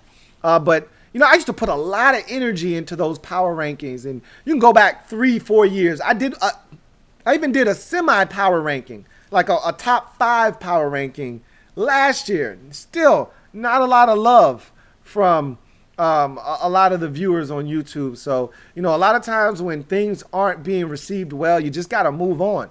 You know, and maybe you ultimately come back at some point, but I've done power rankings in the past. I've done them. You know, check the archives. And it was actually not that bad. You know, it was... I could have done a better job of it. And, you know, sometimes with power rankings, you know, people don't really want, you know, a whole bunch of talking. They just want the numbers. And, you know, maybe that was where that kind of got lost in the sauce. I don't know. And, you know, those are things you go back and you look at and you check out. But for some reason, it's never worked here on this channel in particular. And I've got some, you know, ideas as to probably why, but I've done it in the past. I said all of that to say this. I've done it in the past. It didn't work. I did it multiple times, as a matter of fact. It didn't work. So maybe it's something I'll go back and visit down the road. But as of right now, not something that I'm really that interested in doing at this very moment. But I'm always fascinated by power rankings because they fluctuate. Maybe not necessarily 1 to 32, you know, but the top 10 teams in the league, that fluctuates on a weekly basis. And I am fascinated by that, you know, top 7, top 8 teams, whatever, what may have you. So that's something that I did in the past, but thank you, and thank you. Let's see. Got another super chat. This one from Jason Fios. Thank you for the super chat, Jason Fios. Greatly appreciate you. Jason writes, happy birthday. Would you take a broadcasting job with Washington .rank each unit on the team? So would I take a job broadcasting with the team? Just depends on what they would ask me to do and what kind of control would I have over my content. The thing I love about this platform is I can do and say whatever I want, and no one can tell me I can't or I can. And so the beauty in that is that I can censor myself, or I can be as brash and abrasive as I want to. And there's no backlash. You know, the only backlash I may get is from, the viewing population. But again, not to be harsh and mean, I don't care. That's why I have this platform. I can say and do whatever I want to do. And so if you put me in a job where I have to answer to somebody, you muzzle me, and I don't have as much creative control, and I can't say some of the things I want to say. I can't be as critical of the team when I feel like I need to be. Can't say some of the things I want to say. I don't know if I would be receptive to doing something like that. Now, on the other hand, it just all depends. If they said, hey, you do you. You know, we've seen what you've done. We like what you've done. Don't always agree with what you've done, but it's you. It's what has made you you. Keep doing what you want to do. We just want you to do it for us. Okay, cool. I'd be open to doing something like that. But that's not going to happen. It's not going to happen. I can assure you of that. And your other comment is rank each unit on the team. In what way? I mean, you want to go offense, defense. That's easy. You start defensively, the defensive line. If you want to get into the particulars, you go defensive end, defensive tackle. But we just go defensive line. That's number one in terms of the unit on that side of the football. Then obviously the linebackers are number two, and then the secondary would be number three. Now, if you want to get into the particulars, D ends would be number one. The defensive tackles would be number two. I'd say that your outside backers would be three. I think your safeties would be four, even though I really say that loosely. I'm just safety would be four. Then inside backer would probably be five. But if you go depth, see, nobody at inside backer is as good as Landon Collins, which is why I think I put safety over inside backer. But if you take the totality of inside backer, if Reuben Foster's healthy, if Sean Deion Hamilton is a guy that they like at inside backer, if Cole Holcomb, I don't know where everyone's going to play right now. It's hard to say. Kevin Pierre-Louis, what do they think about him? Is KPL an outside backer? Is he inside backer? But you could easily say that that's four and safety is five. Either way, to me, those two are 4 or 5, wherever you slot them. Then you get to corners as number 6. They're bringing up the rear in the secondary. No ifs, ands, or buts about it. That's the one position that scares me half to death on the defensive side of the football. Then you get to the offensive side of the football. I think your best position, if we're just going in generalities, you'd go running backs 1. You'd then go to the receiver position 2, I guess. And I think that speaks to the question marks that we have at all the other positions, because receiver isn't that strong. It's just Terry McLaurin right now and Steven Sims. If you're talking about guys, and really, those are both second-year guys, And in the case of Steven Sims, we're projecting with him. He didn't put up monster numbers last year. We just saw the promise at the end of the season, and we feel like that projects to a guy that could put up big numbers in 2020. So, the fact that receiver could end up number 2 on this list speaks volumes as to the lack of confidence in some of the other positions. Offensive line, the whole left side is a question mark. So how could you put that any higher than number 3, I would say, on this list? Dwayne is an unknown commodity. I'd put him at number 4 right now. In the quarterback position as a whole at number 4. I think then you could easily look at the tight end position would be number 5. I think we've hit all positions: offensive line, quarterback, running back, wide receiver, tight end. So tight ends would be obviously number 5. If tight ends could be 10, they'd be 10. Offense is a little tricky because Dwayne could easily be a stud and he'd be number 1. Or the offensive line, we might have both left tackle and left guard starter, and all of a sudden this offensive line is legit, and that could easily catapult the offensive line to number 1. The running backs could be a huge disappointment. Guys could get hurt again. We'd be relying on a 34-year-old running back. We don't know what you're getting out of J.D. McKissick and yada, yada, yada. So you see how this goes. But right now, roughly, that's how I would rank the positions on this team. Thank you for the super chat, Jason Fios. Got another super chat. This one is from Lee Murray. Thank you for the super chat, Lee Murray. Greatly appreciate you, Lee Murray, who writes, "Happy birthday, Lou. I've been watching you work for 3 years now, and you're one of the real genuine reporters out there. Stay true to yourself, man." Thank you for the kind words and the support, Lee. Greatly appreciate you, man. I do this for people like you, man, people that have been watching and supporting for a long time, people that, love this team just like I do, love the NFL just like I do. And, you want a different voice than just the talking heads on TV, and that's what I aim to provide. And I thank people like you, Lee, for continuing to rock with me and support me for all of these years. And I ask for your continued support into the future. Thanks again for the super chat, Lee Murray.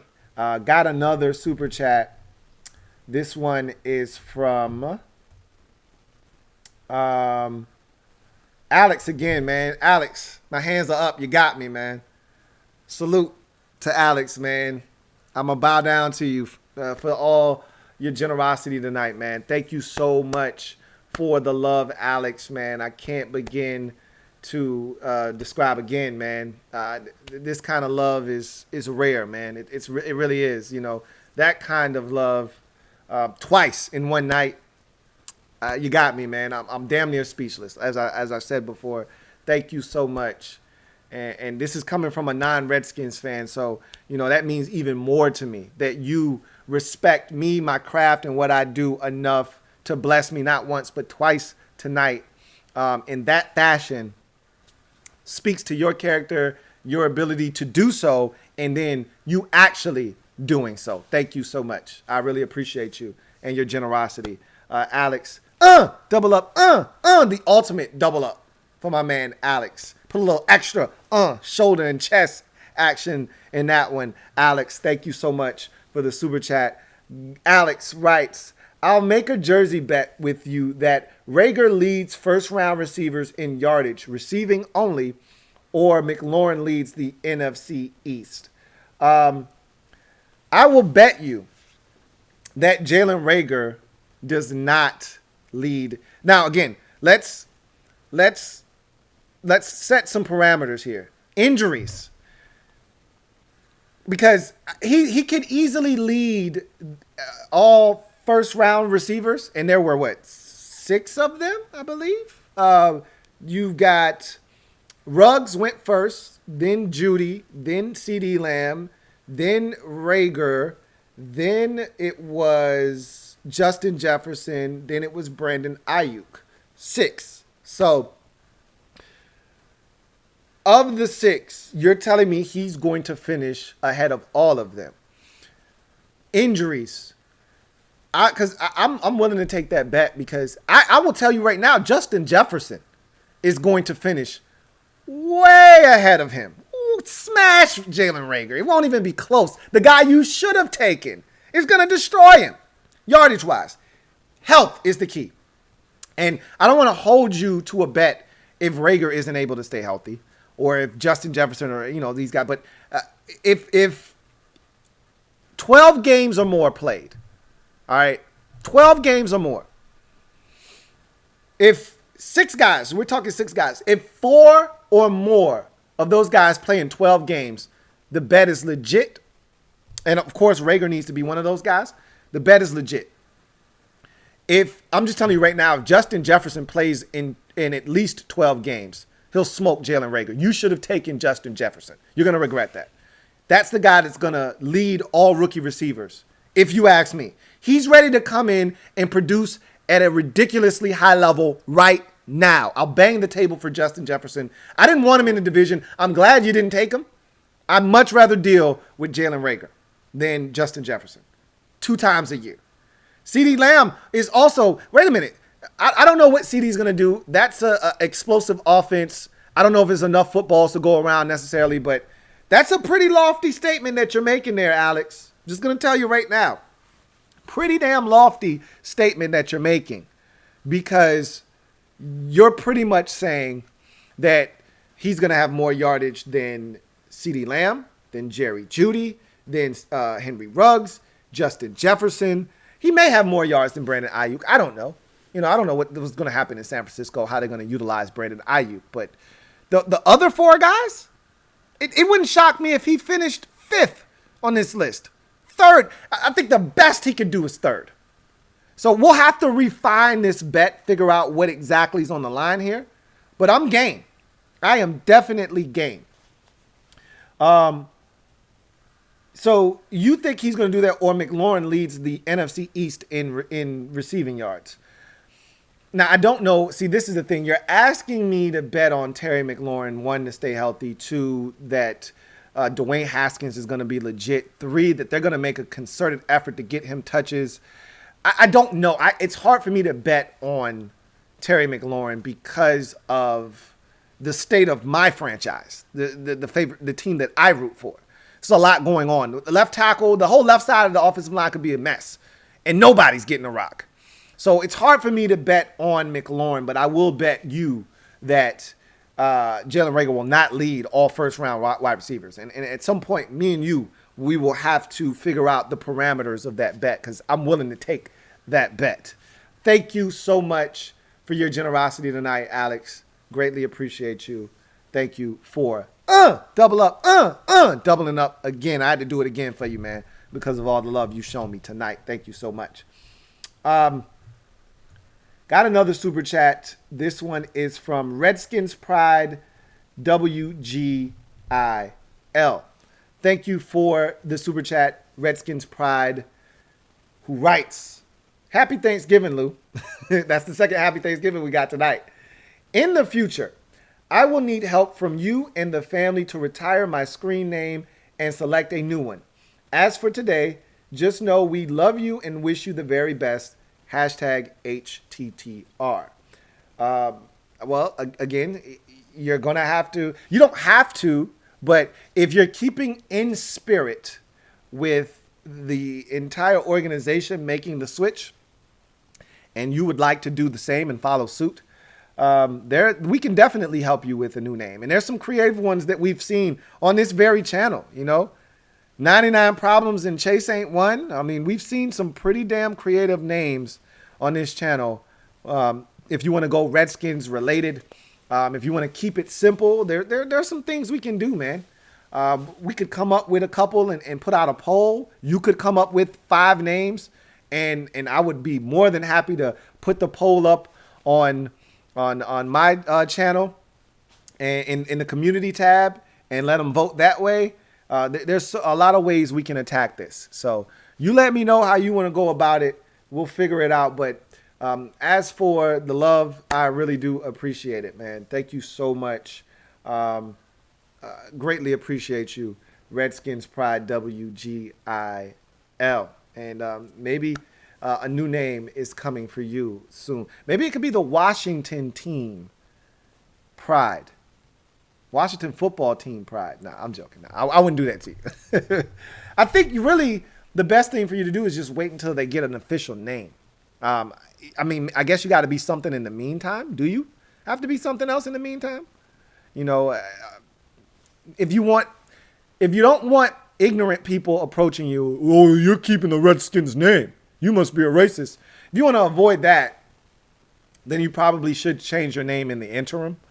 But obviously, you don't want to make any long-term commitments because they're going to change the name on you again, sometime in the near future. We don't know exactly when, sometime in the near future. So you don't want to overcommit yourself to a new name. So thank you for the super chat, Redskins Pride. Really appreciate that. Let's see if we got any more super chats.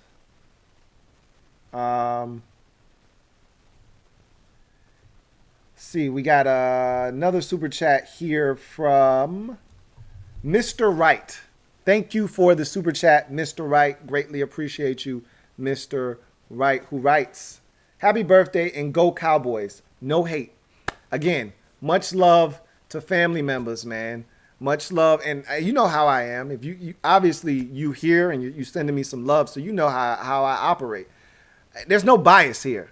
I can't stand the Cowboys, Giants, Eagles. It's all love at the end of the day. Can't stand any of those teams. But I'm not going to lie to you. I'm not going to sugarcoat anything. If they're good, I'm going to tell you they're damn good. And I told you right now, and I don't know if you watch me on Bad Dog's channel, but I said the Cowboys are the most talented team in this division. And honestly, it's not close. To me, the Cowboys are one of the most talented football teams in the league. But they are dysfunctional, just like we're dysfunctional, for their own different reasons. And somehow, some way, they're not going to get the most out of that talent, more likely than not. You got the whole Dak Prescott thing swirling around. That's going to be a distraction for a little bit of the year. Maybe not all year long, but early portion of the season when they show up, yeah, they're going to ask about Dak and his contract, this, that, and the third. He's probably going to shut him down. Hey, talk about that after the season. We'll see what happens, but that's looming over him. He's going to be thinking about it. You can't tell me that he's not. He's going to go out there, put a little bit of extra pressure on himself to perform, and that could actually be a positive or it could be a negative. He's betting on himself, essentially, taking the Kirk Cousins approach and model, and we'll see how that goes for him. But when you look at the talent on the Cowboys roster, you won't find many better assembled talents in this league, especially on the offensive side of the football. I challenge you to go find an offense that's better than the Cowboys right now, top to bottom. Top to bottom. And people will point to Tampa. They got some talent. They don't have Ezekiel Elliott in their backfield, though. You know? Yeah, they got receivers. Well, the Cowboys can match their receivers. May not be able to match them production for production. Like Tampa had 2,000-yard receivers last year. The Cowboys don't.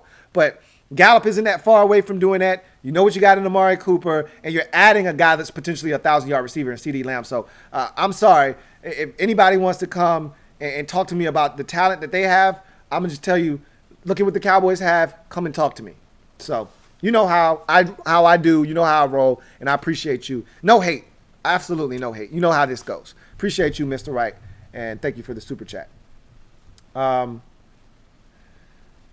of the North.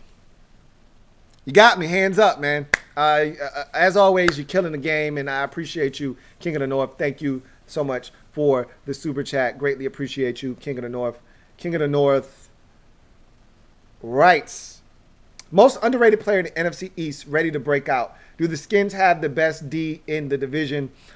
Defense in the division, hard to say because of the secondary.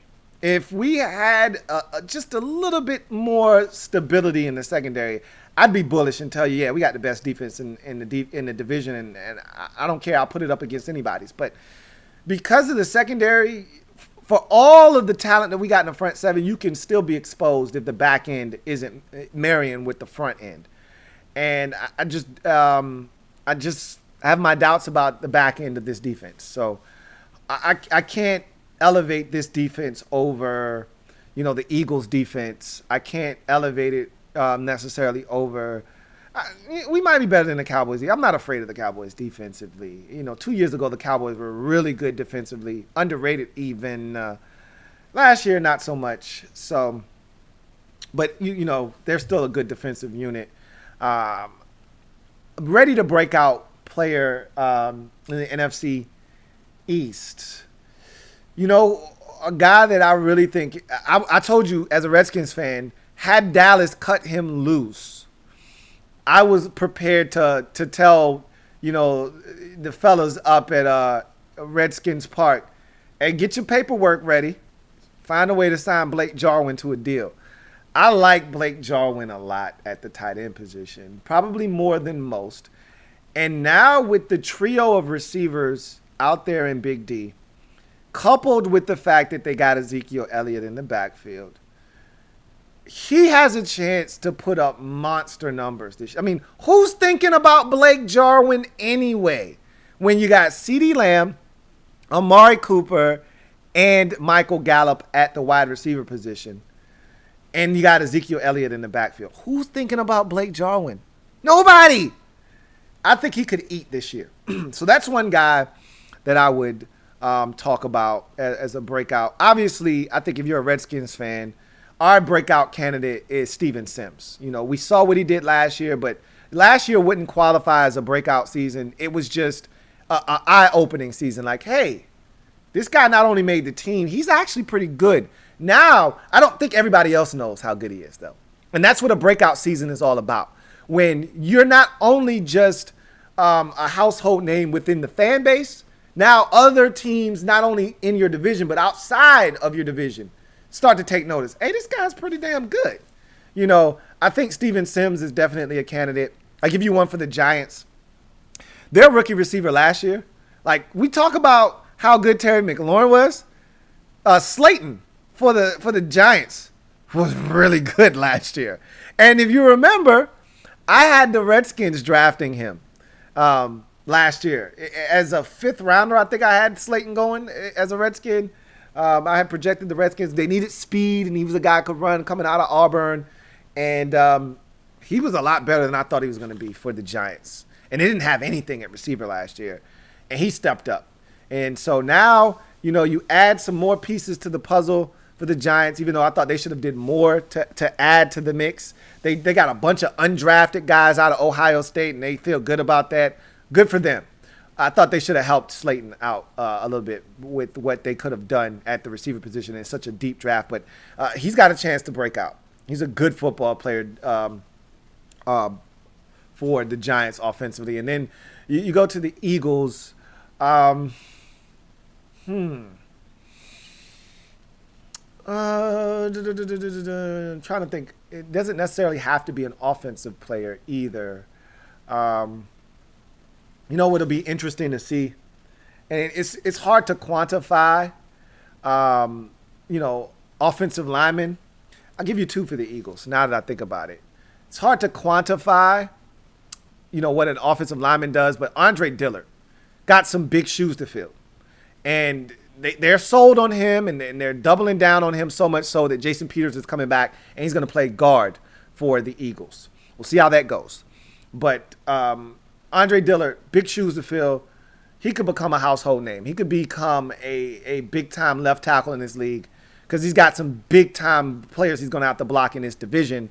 So anxious to see how he does year one as the true starter, the unquestioned starter in Philly.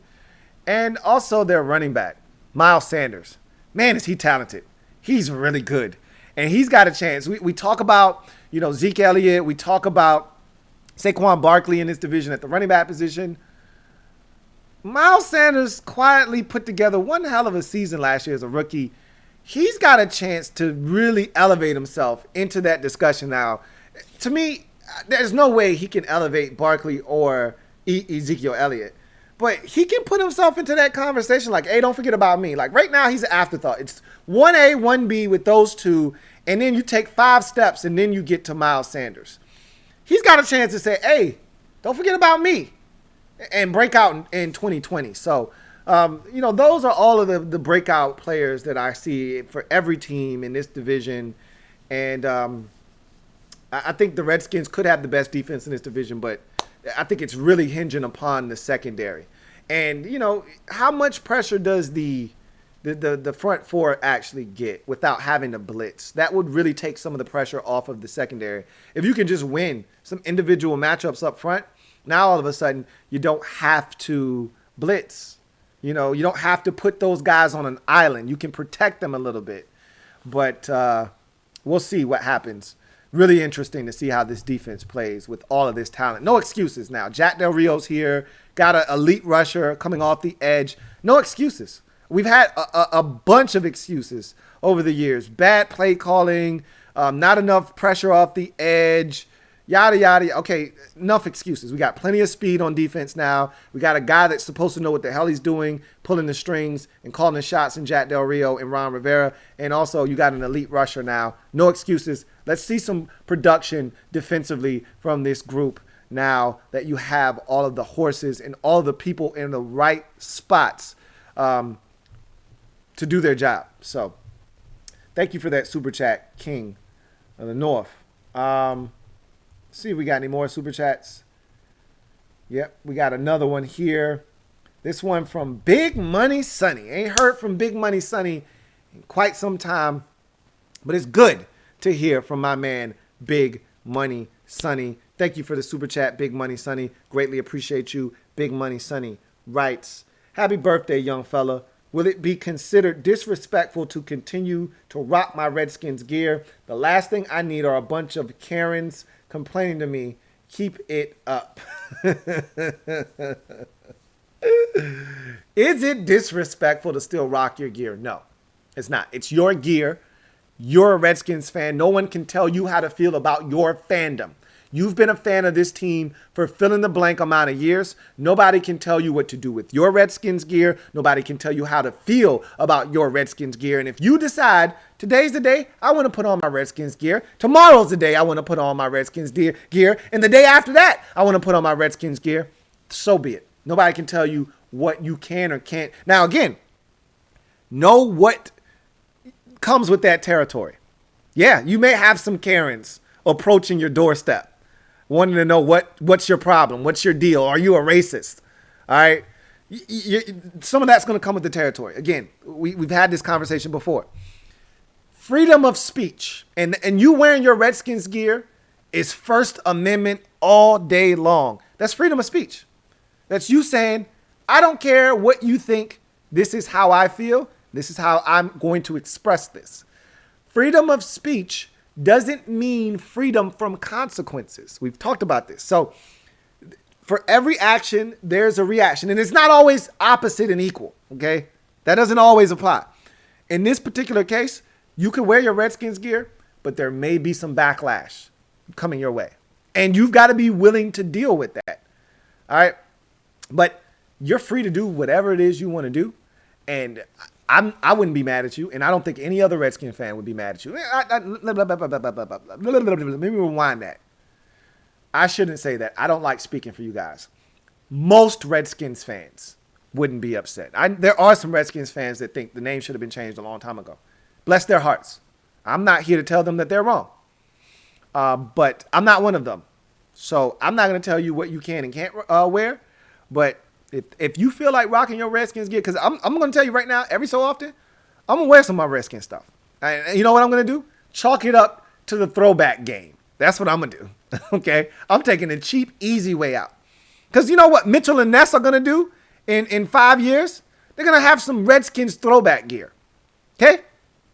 Call it what you want. They're going to capitalize off of this. Everybody's all outraged now. Oh, my God, Redskins. 5 years from now, Mitchell and Ness are going to be capitalizing off of Redskins gear. Watch what I tell you. Selling it as throwbacks. And all of a sudden, people are going to be rocking Redskins gear.